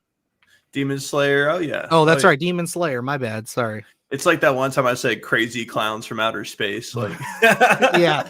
We're literally just crossing the same road right there, just different sides of the spectrum. Crazy clowns and then Demon Hunter. Yeah, no, that's funny. But I do need to pick up more anime. Like I was one of those people who like was so against it. I just was not like it. I'm pretty much I think where Luke is right now, where he's not much of an anime person. No, I'm not a big anime fan. That's right. You don't even like animation all that much, like when it comes to certain things. So. Yeah, it depends. It depends on the story. Is really where I lay on that one. But I mean, Midori was, God, like that one. Yeah, I forgot you watched that one. Mm-hmm. That thing is. I don't recommend that to anyone. That one is like a really disgusting, wild ride that mentally you can never prepare yourself for. I watched it one time and I'm like, okay. Yeah.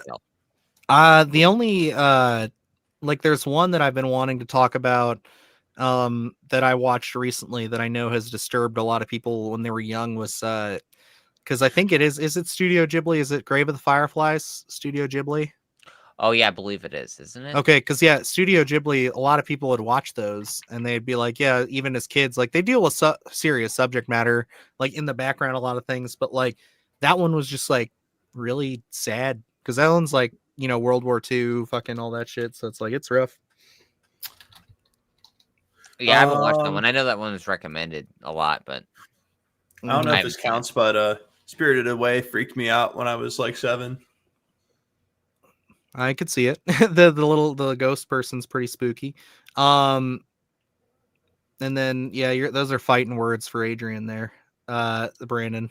I'm picking up what he's putting down here. I felt like the first 3 episodes, like Aaron was super annoying, and then they kind of like play into some of that like classic anime editing in that 3rd episode, some of them quirky, fun moments. But it's a show where I feel like it just ages the better like you get through it. You know, I definitely see that the first half of season 1 is like the filter for most people who do try it out. They can't really get past that point. But once they do, man, it's a good time. Yeah, I can say that like the first few episodes are like I was intrigued, but I didn't love it. It wasn't until basically after the whole first act of the show. Once they start getting into school, it's like, okay, cool. Yeah, we're there. You know, once they start training, it's like, okay, we're into it now. Yeah. You know, it's kind of like it's a lot like Sky High. You know, the Disney movie with Kurt Russell. That's a Kurt lot like Russell. Attack on Titan, except with giant naked anime people who eat people, and they have fire and they smoke. It's a whole lot going on there. It's hard to explain. So it's like, you know, oh no, please God, no. No, tell me that's not true. He can't do anything that big with CGI. Please God, no. I mean, it didn't do too well, so How did Ryo feel about the new episode? Actually, I saw that. Did you pop watch up. it? I'm sorry. I am trash. I know. Did you watch it? I did watch it. Was it I good? have not. Yeah, I enjoyed it. Okay, so they're picking back up then. Yes, I think All right. they're taking it in a direction I approve of. Like, did you watch 6 or you still haven't watched 6? No, I watched 6. Yeah. Okay. So, And I was like, I don't really know where this is going, where it's going to lead to, but they don't spend too much time uncovering a narrative that we don't need. You know what I mean? Where it's like, okay, it gives you the texture, it gives you an understanding of everything without overplaying its hand, I think, because it moves on to other things that are going to be going on, sets you up. I think episode 8 is the finale, but I don't know. I believe so. Yeah, I think the next one will be. So we'll get that tomorrow morning. So I'll probably just watch those 2 back to back. Yeah, and there is a, I guess, minor spoiler if you want to say. Of course, you're watching it, so there's a blood-soaked Pennywise in it in a different manner. It's funny the way that they present it. I'm just gonna say that because I was like, oh, Okay. that's cute. Okay. Just from what he was going through, I'm like, oh, that's fun. So that's a visual that does stand out. But I like where the story's going, and you know, they get into the burning at the black spot and stuff like that. So it's okay, cool. Then I'm excited to see that. I'm excited for that then, because I know I've been wanting to see that for a long time. I know a lot of people have been very curious to see that brought to screen and how they tackle Pennywise's influence, that era, how it affects the whole town. I'm excited for that. I remember going to the video store with my mom and younger sister, getting Faces of Death and the town dreaded sundown attack of Killer Tomatoes. Yeah, I've seen, I think, all of those. Yeah, because Attack of the Killer Tomatoes, I saw that with my grandparents. They were big on that movie. Town that Dreads Sundown, I saw that one because that one has a remake too, right? Yes. Yeah, it's so a remake sequel. I don't remember exactly. Mm-hmm. It kind of ties in, I think, to the original. Yeah, and Faces of Death was actually one that I've watched just recently because it was potentially a contender for future disturbing lists. So we'll see. We just got to find the right spots. What's going on there? Thank you, Keith. We appreciate it. Thank you for checking us out, sticking with us. We hope you'll stick around and enjoy more of the stuff we do and talk about, because that's all we do. I don't know. We just chat. You want your brain scrambled? Watch Mononoke. I've heard a lot of great things about that. I got to get into it, really. It was announced left. Okay, cool. Yeah, I mean, I don't know, man. Just give that guy somebody else when it comes to the CGI. Whoever he's got running that stuff for him, like, he needs to stop. They need to stop working together. Or they need to, because he just, Andy Muschietti's movies, the CGI is exceptionally bad. I think a lot of people were really, like, they give a lot of pass to Mama, But like there were a lot of scenes in Mama that I thought were goofy looking back then, and that's why I'm not Dude, crazy about that movie. I completely forgot about Mama. Yeah, but like I think the best movie he's done and the most consistent, and even it has its moments, is It Chapter 1. Everything post that, his CGI has just been out of hand. The man is he's a menace. You gotta take the computers away.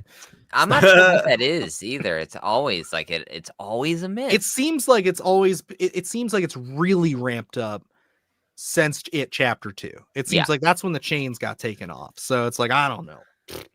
We got derailed and never were able to recover, it seems like. Because, I mean, Seriously. it is always distracting. The anytime Flash you was go into it. really bad with it. Like, I know we were just talking about it the other day, like going into that movie, you know, it's like I You didn't like the Flash saving babies? I thought, yeah, it's like Epic scene. that scene has always been objectively terrible, but it's like, I remember walking out of that movie and being like, hey, it wasn't as bad as I thought. I enjoyed parts of it. Ugh, nice voice correct. But I just remember like I went back and threw it on the other day, and just like even the CGI, just with people just standing around talking, it's like, what the fuck is going on? I didn't know if it was my phone or if it was just the streaming stuff I was watching on HBO Max or whatever. It's like, it just looked terrible. It just looks really bad. And I'm like, God damn, dude, was it really always this bad? It was pretty rough. I remember watching it in the theater, and then I think there were so many positive reviews coming out of The Flash, and I was I like, think everybody expected it to be a bigger dumpster did I fire than it watch was. the same movie? And I'm not gonna lie, I totally bought into the member berries they were throwing in front of us with Michael Keaton's Batman. But I just love Michael Keaton. Like he was great in the movie too. He's hilarious. It's like he's not taking it seriously at all. It's awesome. I like Michael Keaton in that McDonald's movie.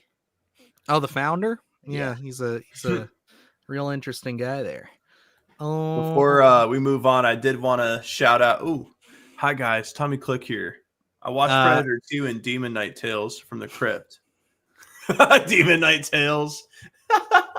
Tales from the Crypt. Which one is the best?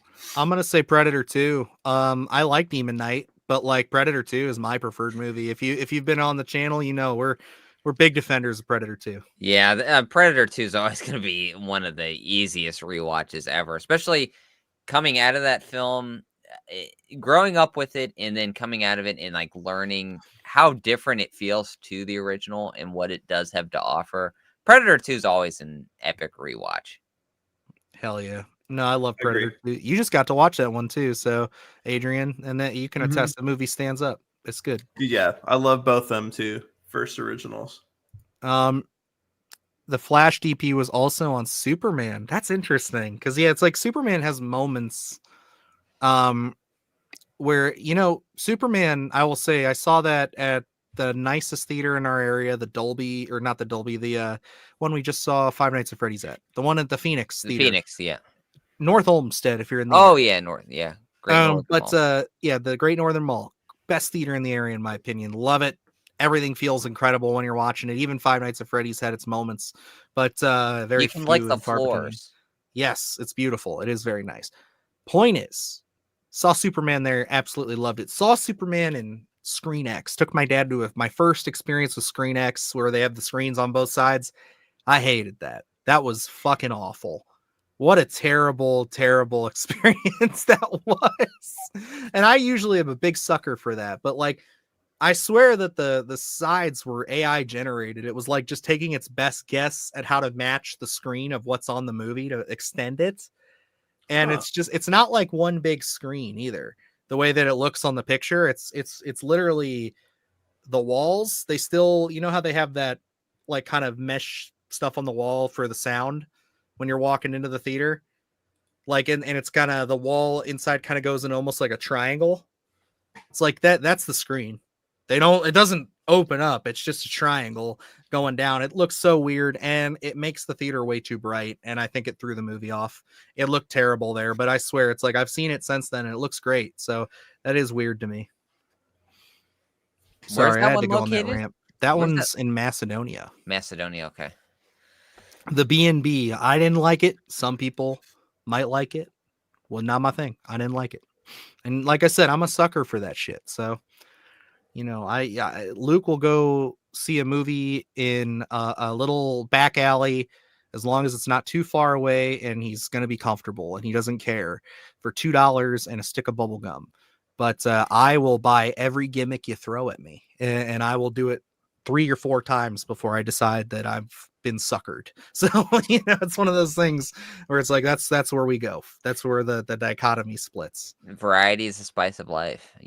I like to think I could be mugged while I'm watching a film in a back alley. That is Added to say, risk.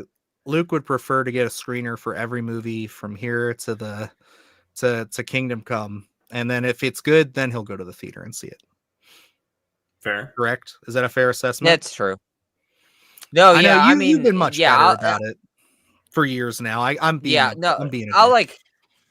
like. No. I'll watch if I got a screener for every film, I would watch it first at home and then be like Terrifier 3. It was like I watched it at home, knew I had to go to the Yeah. theater to see it. There was no way I was not going to go to the theater.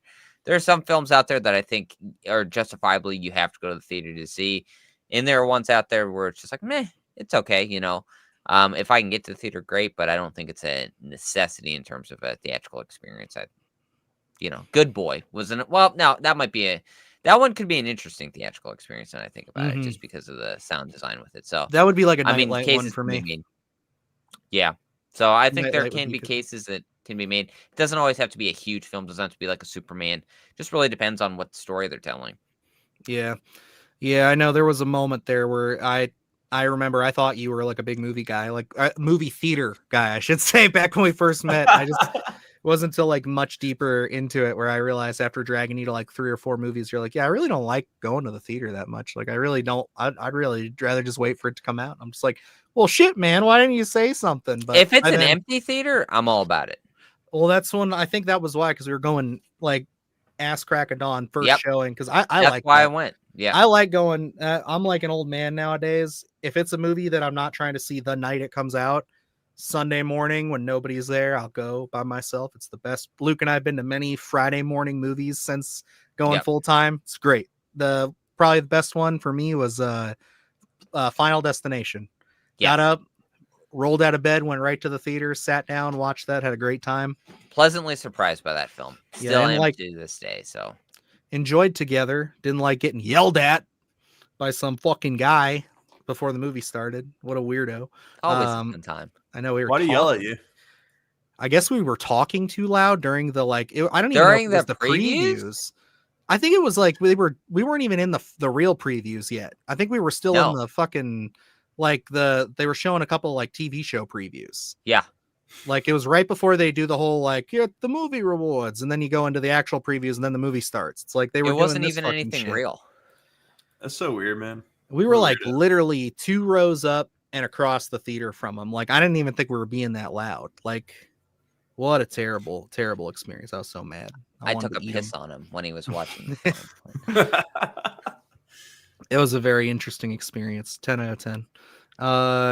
I chose to see Hamnet over Five Nights at Freddy's 2, but the extremely bad reviews have made me very curious. I say wait till streaming, Gracie, but hey, if you want to get some friends and go have a terrible time at the theater, you might have some fun with it. I don't know. It's just one of those things where it's like I don't even want to be too beating. Like I don't want to beat it up that bad because it's like just not for me, not my kind of movie. Hamnet, I do want to see, but I don't think I want to go to the theater for it. Looks very sad. Looks like it's going to be one I have to watch in segments. I'm aware. Anything with dead kids nowadays is that what it is? I've seen things about it, but I haven't actually watched the trailer for it. What up, Chamber Goose Pasta? Yeah, Macedonia. We are up there all the time. We see all of our movies at Valley View. Not all of them, but we see a good deal of them because that's where a lot of the press screenings are. Yeah, so. Valley View is a good one. Mm-hmm. I was surprised I like Badlands, and now I actually have to watch all the Predator movies. Badlands is great. That's a great way to introduce yourself into it. I will say the other movies are a little different, but they're also very good. So you get a variety pack with the Predator franchise. So yeah, but Badlands was very nice, like general audience film. I think Dylan, you said in a review to kind of it's a great entrance film to the franchise, and get your feet wet and then go through there and see what it has to offer. Because Predator is way different than Predator 2 from whatever story they're telling, and then Predators is also a lot of fun as well. So not so much the Predator, but don't watch that one. Don't waste your time. That one doesn't do anything important. All right. We don't go anywhere. Let's see. Yeah, I guess let's hop into the last story. Did we already read it? I feel I'm having deja vu. Did you already read it, or did I just read it to myself and now I'm tricking myself? We have not. We have not read it. I have schizophrenia. Okay, That's let's okay. get into it. Ready or not, Dylan, here we come. Ready or Not 2. Oh. Finally, the trailer hit online here. We're going to be seeing a continuation of the story with Samara Weaving's character. This one will be hitting theaters April 10th. And honestly, this one is getting a bit of traction already, garnered 68 million views within 24 hours of that initial release. And of course, now we've got Catherine Newton in on the fun as she's going to be Samara Weaving's sister as we go through them trying to stay alive by a bunch of other characters that are now trying to kill them since she did survive the family in Ready or Not. So Radio Silence is back for this one, and we're having a lot of familiar faces with Elijah Wood, Sarah Michelle Gellar, and David Cronenberg in this one. I'm not buying it. Every time they do this, they say we're bringing in the sibling or the sister or the cousin, and it's the extra big family games. We're gonna bring all the people who've killed everybody all the time. We're really good at killing. This is Hunger Games 2, people. This is Catching Fire. That's all I'm saying. Okay, that's all I'm saying.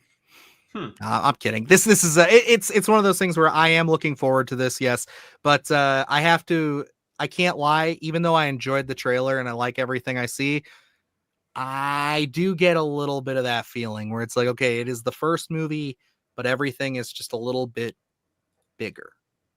So I'm a little worried by that, if I'm gonna be honest. But I'm going in very positive. Abigail was very good. I was also a little skeptical about Abigail because of my feeling about Scream, but Abigail was great. So I think if they can knock it out of the park, I love the first one. I'm just not quite expecting this to live up to those expectations. Is really where I'm trying to sit with this. Are you saying in comparison it's going to be too samey? I've seen the original Hunger Games, so that's the only one I've seen. So no, I'm literally just making a joke. Like, it's just the fact that like Hunger Games 2 is we're bringing back all the survivors from previous games. This one, the story is it's like all the the elite people in this society or whatever who like are really good at killing. From my understanding, yeah, they're coming in to kill the sister and the other. It's like, it's just kind of like that's a very sequel thing to do. So yes, I'm just kind of like, all right, let's see what they do. But I hope they can pull it off. Is all I'm saying. I got you. No, I was curious if it was just kind of the same story, just on a kind of different scale, which it sounds like it is. Where this one, I honestly, that's on what I'm probably expecting here. I think, Ready or Not was a film where it felt like had the beginning, the end. We didn't need a sequel. I know people had talked about wanting a sequel to it because I think that first film is a lot of fun. And I think maybe that's just what we want to relive. And I'm okay with that. I don't know if Ready or Not 2 is really going to present any sort of different narrative other than just to take that concept of the first one, kind of alter it a little bit in terms of bringing in a sibling, different characters that are on this hunt, and we're just going to have some fun with it. I mean, if that's going to be the case, I'm fine with it because the first one's fantastic. It's just a great film to throw on and very disposable. So I think Ready or Not 2 could also be that, as long as we're having fun. And I have faith in this one, especially I was a big fan of Abigail, and the cast in this one looks like Radio Silence is Kevin Durant back. He was great in Abigail, and I think they're going to use everyone to their full potential. I love that Catherine Newton and Samara Weaving are sisters here because I think people get them mixed up a lot. There are a handful of actresses that get mixed up in that same category. So I love the casting here too. And Elijah Wood. I mean, I think if you have the cast in the making of just to have a lot of fun with this, and I think all these performances are going to be great. Yeah, it looks like a lot of fun, man. I've never seen Ready or Not 1, but now I want to go out of my way to see it because everything about this looks amazing. I mean, the excitement, the craziness, just the sheer like insanity of what I was seeing in that trailer. I'm in, man. I'm sold. Yeah, Ready or Not's very solid. If you haven't seen it, Adrian, it's very worth your time. I think like this could be kind of where like Final Destination Bloodlines, where I was like, wasn't really expecting too much out of it, and then had so much fun with it, where it's like Bloodlines, that was one of the funnest films of 2025 for me. And I think Ready or Not 2 could be in that same category for next year of being like one of the funnest movies that I've seen at the theater. Yeah, and that's really where I'm not trying to come at this saying like I'm super negative Nancy here. I'm just saying like it's one of those things where I am worried that it might be a little samey. I saw Brandon said that Radio Silence has been saying that it's not what we're expecting, and just knowing them, I totally actually do see them releasing a trailer that feels very safe and very similar, and then we're going to get in there and have a completely different experience. I mean, Abigail did that with a couple of the ways they cut the trailer, and then, when we actually saw it, it was a little bit of a different scenario, so we didn't actually see what we thought we were going to get.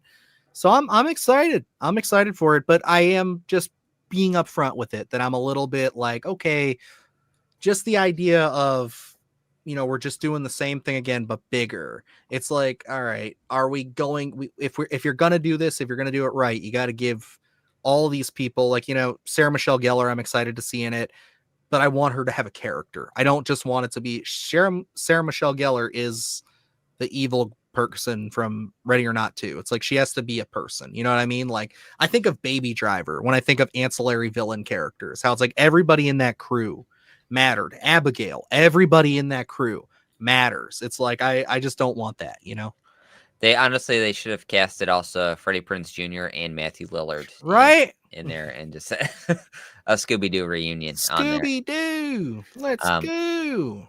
No, but yeah, I would love if the narrative turns out to be something completely Hell different than what we were expecting. But even if it doesn't, and it just feels like we're taking pages out of the original, but putting different spins on them, I'm okay with that too, because I just think it's going to be a buttload of fun. So I'm ready for it. That is true. Buffy is going to be in it. I always forget that that's Sarah Michelle Gellar. Adrian, yeah. So as far as things you should watch, you should definitely watch Ready or Not, and you should watch Abigail if you guys have not seen it yet. You and Julie will like Abigail, probably a lot. I think you'll have a lot of fun with that. Abigail's really good. There's a character in there that you're going to identify with so hard.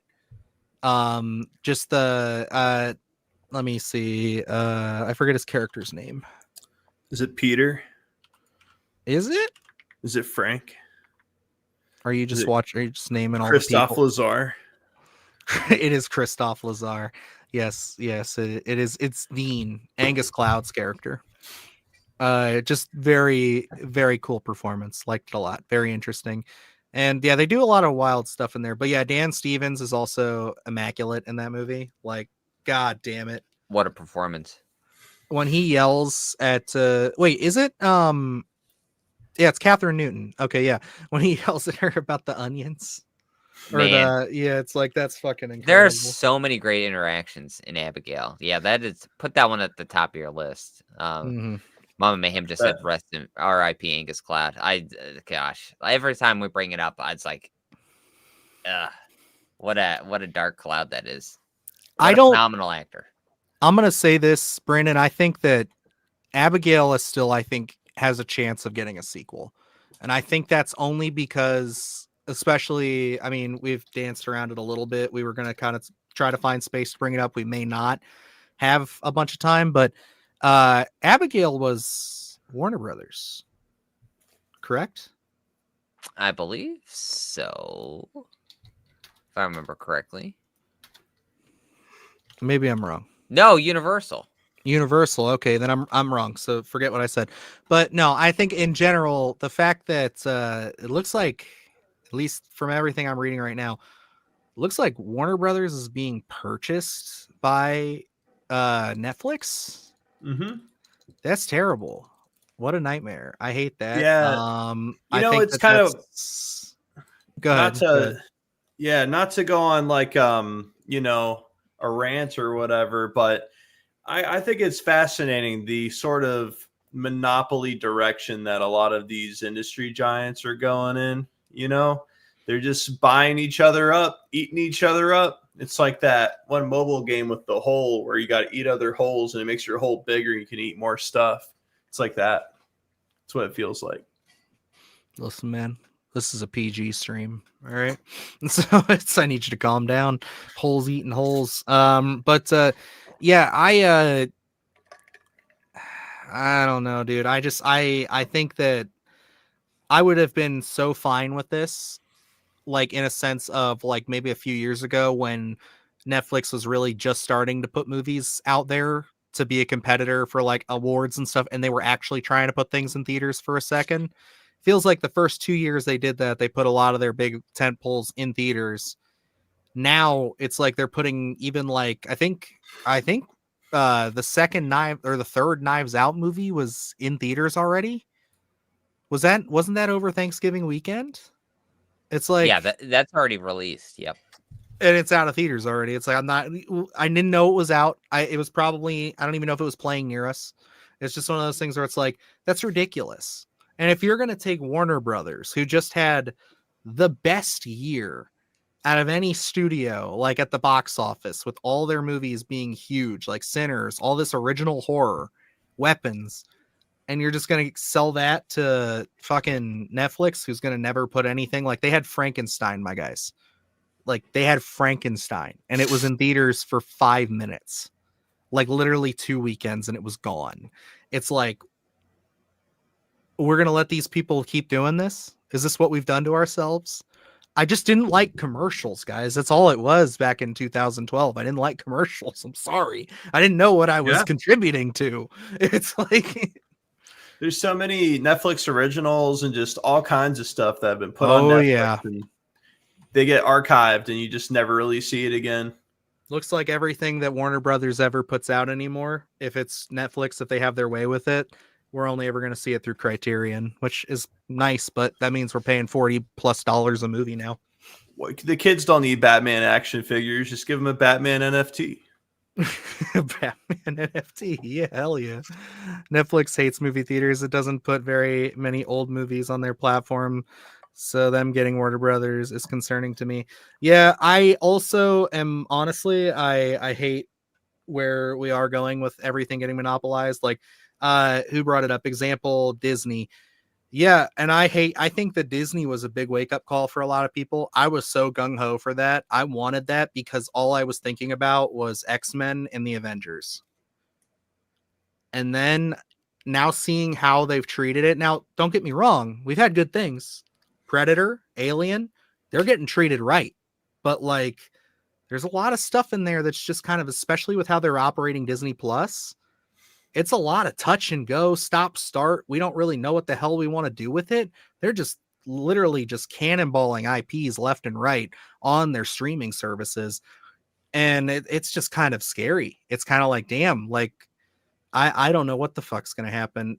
Although, for us horror fans, this could be really good. This could open a lot of doors to, we may not get them in theaters, but maybe they'll be more adept at just saying, hey, you guys just stay in your little basement, make your spooky movies, and here's $4 or $5 million a project, and Netflix will do that, and they'll cannonball every other franchise that Warner Brothers has, and then we'll just get some quality horror for a while. I don't know. We're in the Wild West here, people, and I hate it. It's terrible. It's corporate. Like, this is everything that Blade Runner warned us about. All right. This is what we came to. All right. Weyland-Yutani is going to be real. It's going to be Disney and Peloton or whatever that fucking company is. Palantir and Disney are going to like have a baby, and then we're all going to go. That's a little different though. Palantir is terrifying because of yeah, the I way know. I'm sorry. It's like I'm just making the joke. All right. They haven't bought anybody yet. Yeah. I don't know. Take it away, boys. I'm sorry. I just had to get that all out of my system. We're all gonna die. No, I'm Luke, just kidding. you have thoughts? Any ideas, thoughts, opinions? I'm for, big corporate taking over everything that we watch. No, that joke, when streaming really started, where it was like, oh, we're moving away from cable because of the package deals, and then eventually streaming services are just going to be just like Packages cable, where it's became like bundles. Yep, and that's honestly where we're at. It's like Netflix is such a big streaming service, and then you have Disney kind of making that play, get Hulu, they have ESPN, you have the bundle there, and then now Netflix, in theory, acquiring Warner Brothers in their platforms streaming wise. It's like those are going to be the two big juggernauts. So where does that leave the other studios? They're kind of a blip on the radar, so to speak, until they team up and become another super studio. And that's really where we're going to be at. I think it's going to be a necessity to have your films in theaters, but then also have a strong streaming platform. You're not just going to be able to be a production studio that just releases films theatrically. So I think, honestly, this is headed nowhere good. And certainly it's like, especially when you look at, Look at that. Like what Brandon just brought up, the Hulu app going away. It's like, that's just, everything's just Disney Plus now. and Is that true? Yep. This is the first I've heard of that. Wow. Well, you can watch Hulu on Disney Plus. They integrated them like halfway through the year, and now they're just like, yeah, we're getting rid of it. So, and that's where insane.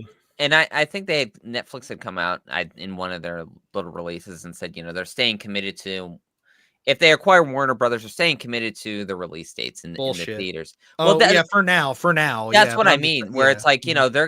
they're gonna stay committed for the next like 2 years when they're under the microscope and everyone's kind of critiquing them, and then they're gonna totally switch the platform.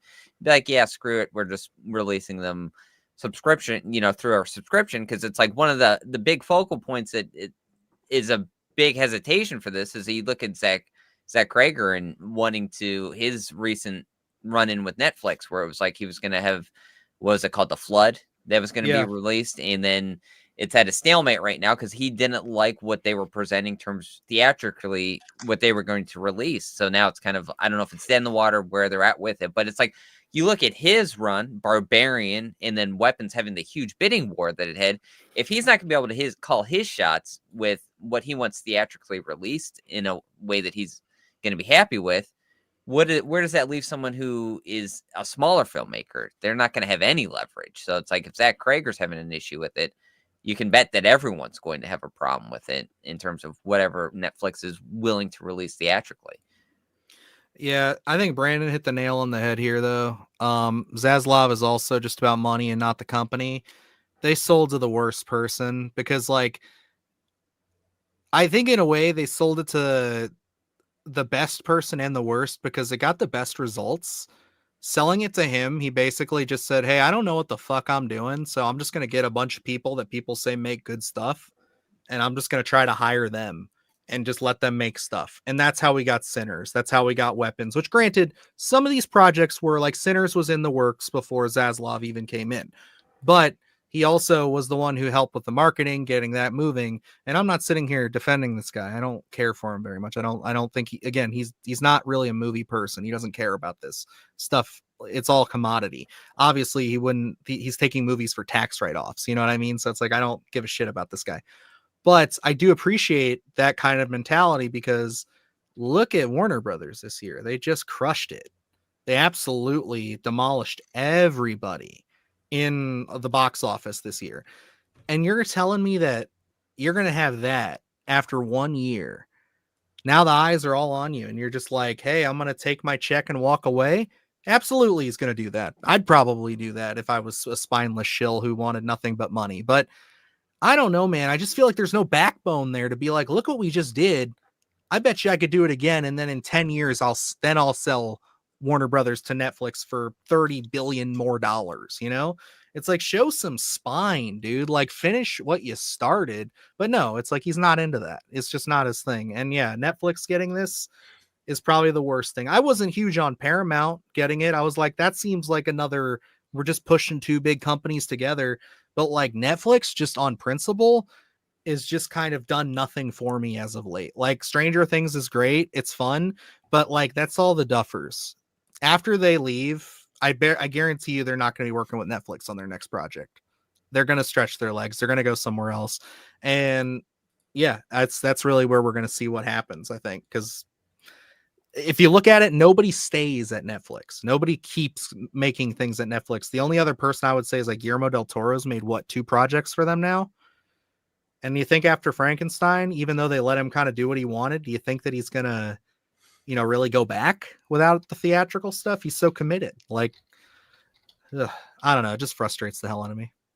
Yeah, I think everyone's in that spot as well, especially that nostalgia of going to the theaters, having a love to go to the theater and enjoy a film.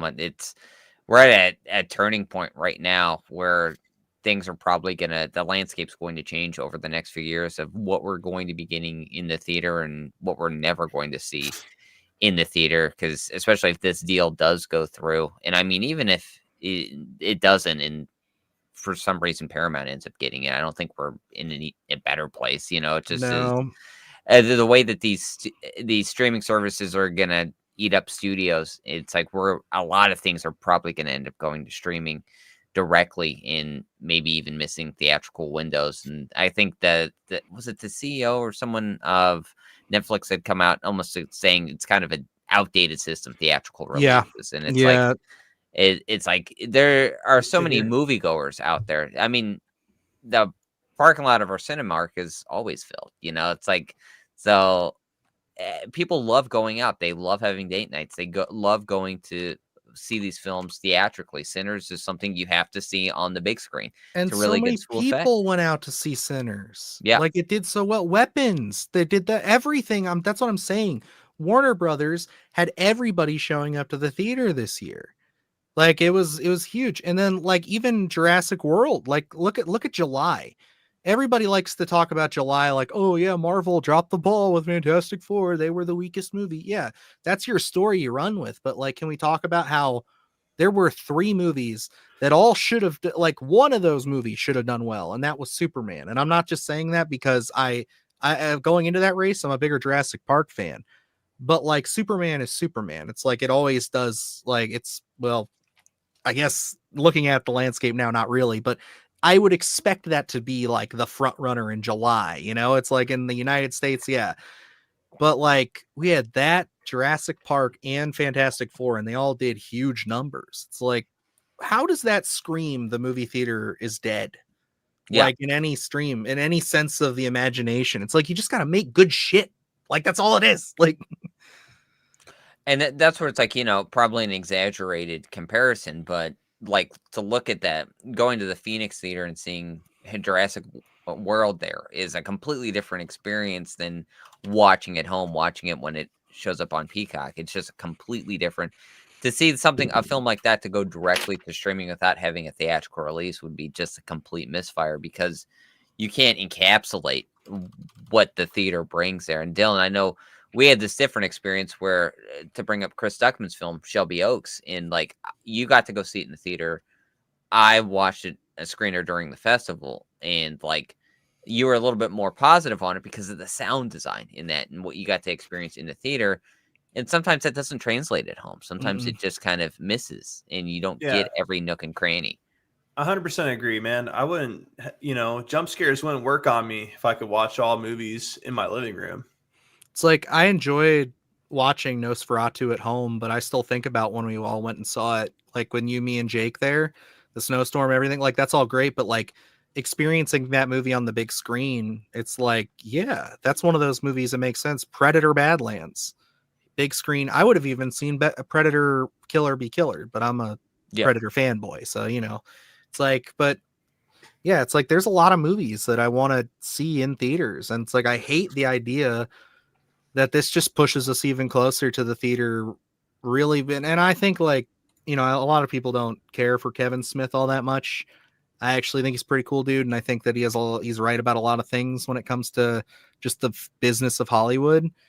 And I think one of the things he said a few years ago, I absolutely resonate with, and I 100% see it as a reality more so now than ever, is that eventually movie theaters, probably by the time my son is our age, is going to be, it will more than likely be like an exhibition thing where it's like there's going to be a handful of movies every year that go to theaters. It's not going to be every big release. It's going to be like Avatar.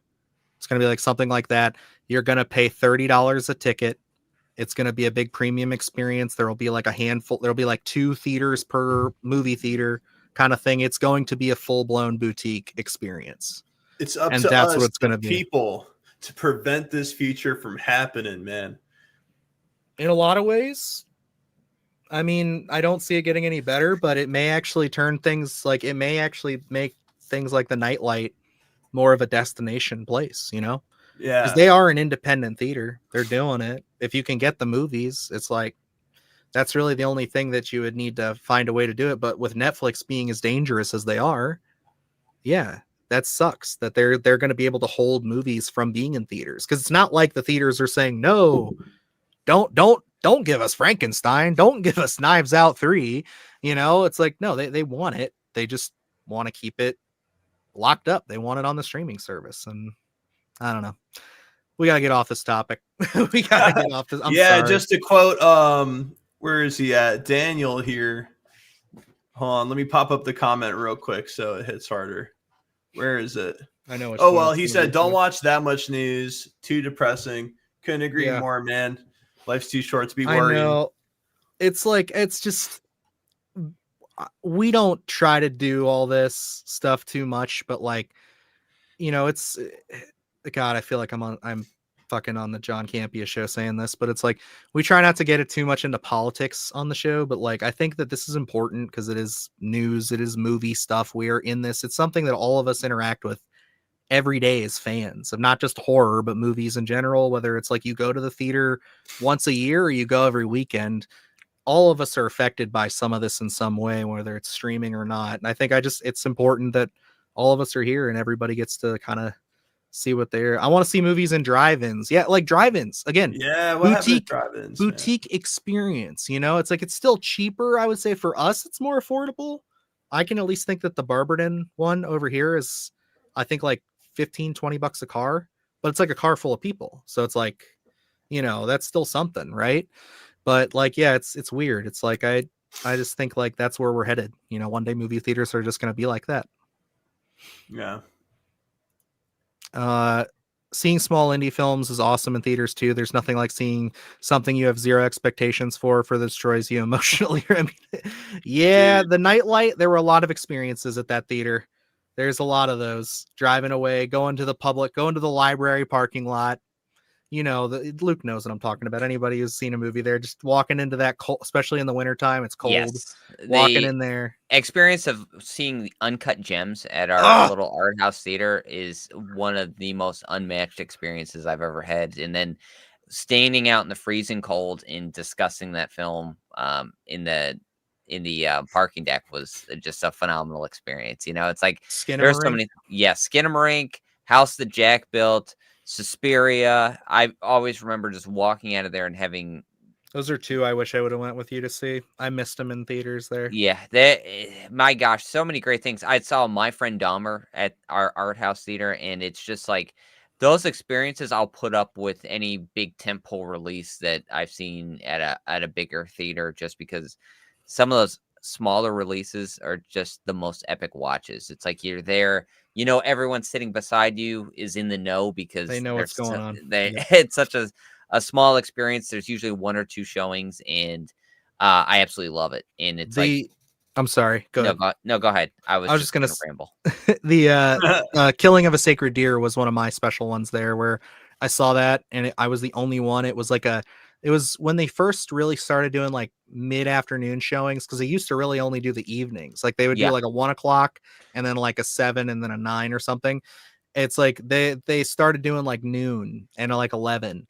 So I went to one for Killing of a Sacred Deer, and I was the only person in that theater at like 11 in the morning. It was snowing outside, and it's just me. And that theater, if you've been in there, and if you guys have ever been in like a small independent theater, it's like the speakers are so loud. And that movie, the opening Heart Surgery, with just the booming score, and it's just Yorgos Lanthimos. I'm like, oh my God, what a trip. What a weird fucking movie that was.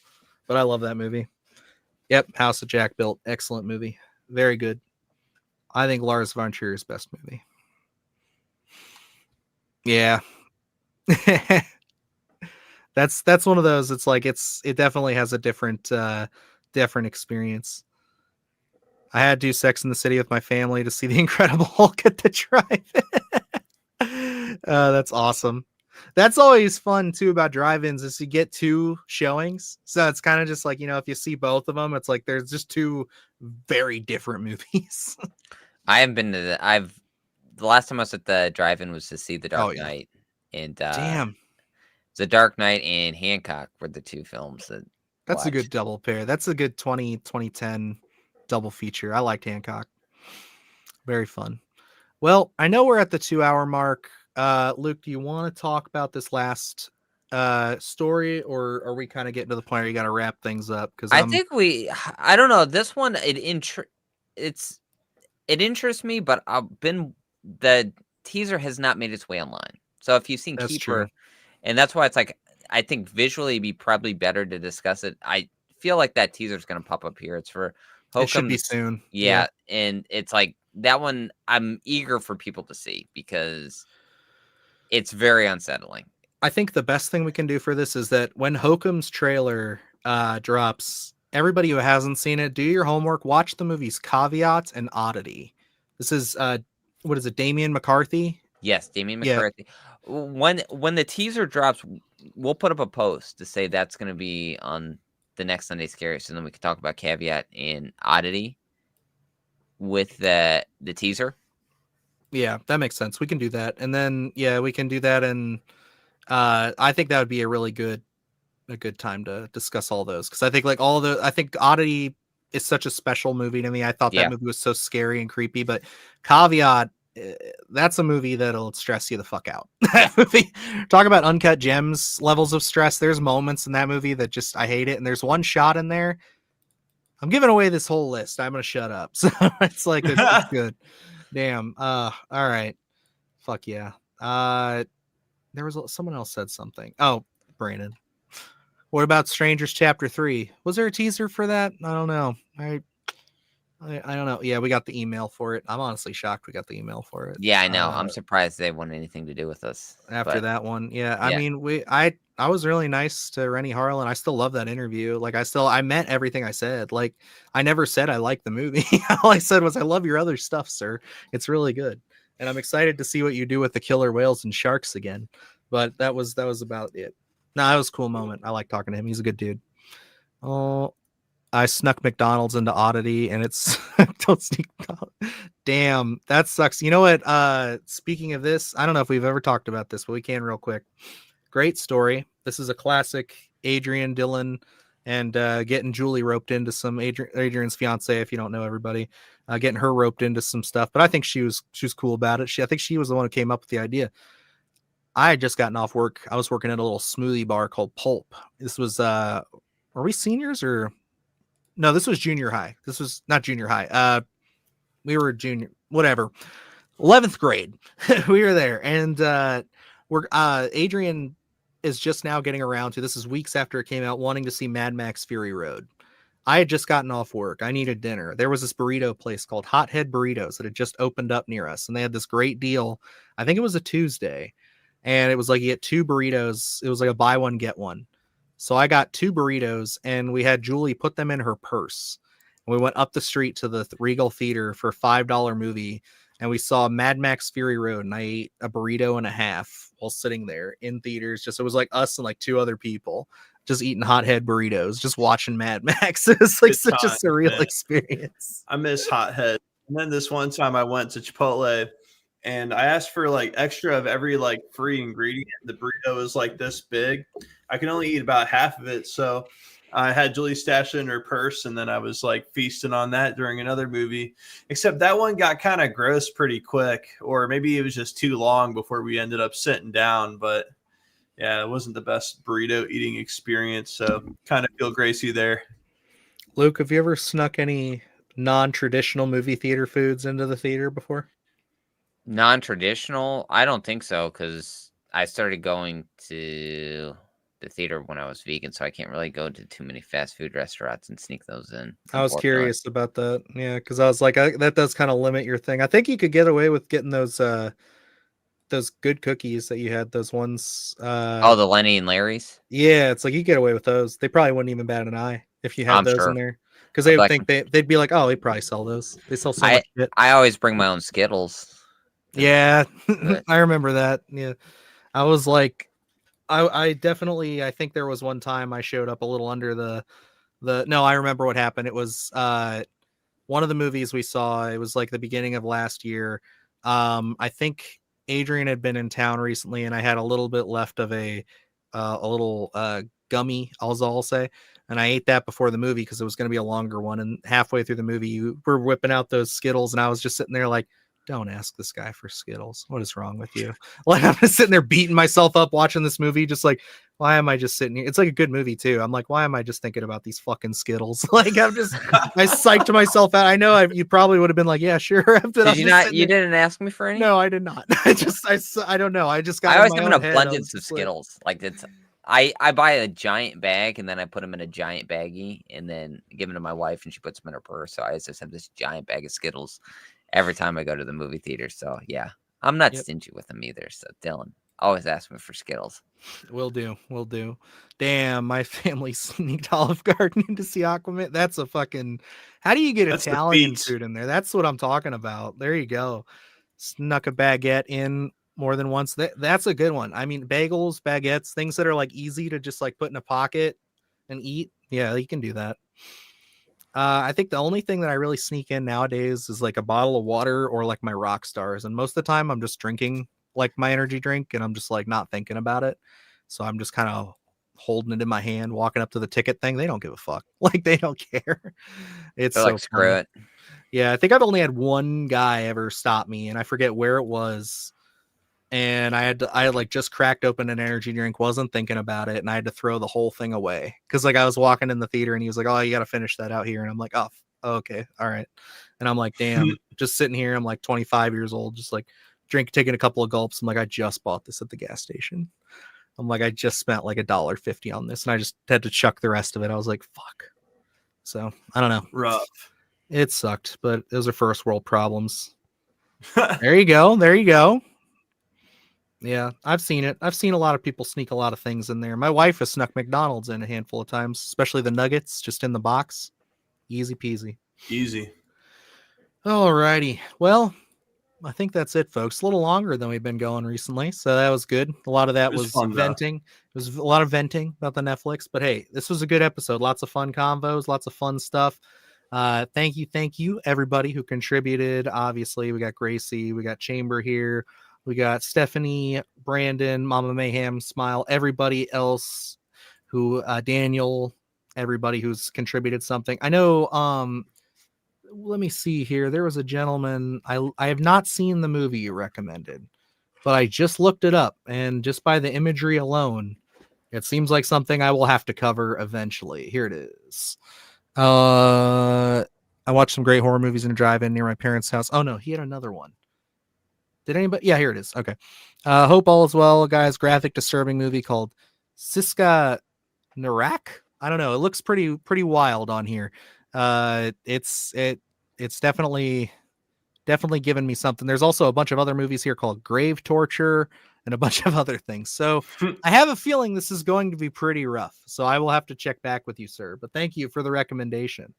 And yeah, I think that's going to do it. I'm glad everybody had fun. I'm losing my voice, so I'm going to call it here. So that's it, guys. Thank you. We will see you next week here for another episode of the Sunday Scaries. So, yeah, till next time, I'm Dylan Newell. I'm Luke Janesco. And I'm Adrian. And remember, stay scared. Do the horse shit, gonna do it live, cause Splattercast kick it every day they live. Splattercast, gonna smash your ass. Splattercast, gonna smash your ass. Splattercast, gonna smash your ass. Splattercast, gonna smash your ass. Splattercast, gonna smash your ass. Splattercast, gonna smash your ass. Splattercast, gonna smash your ass.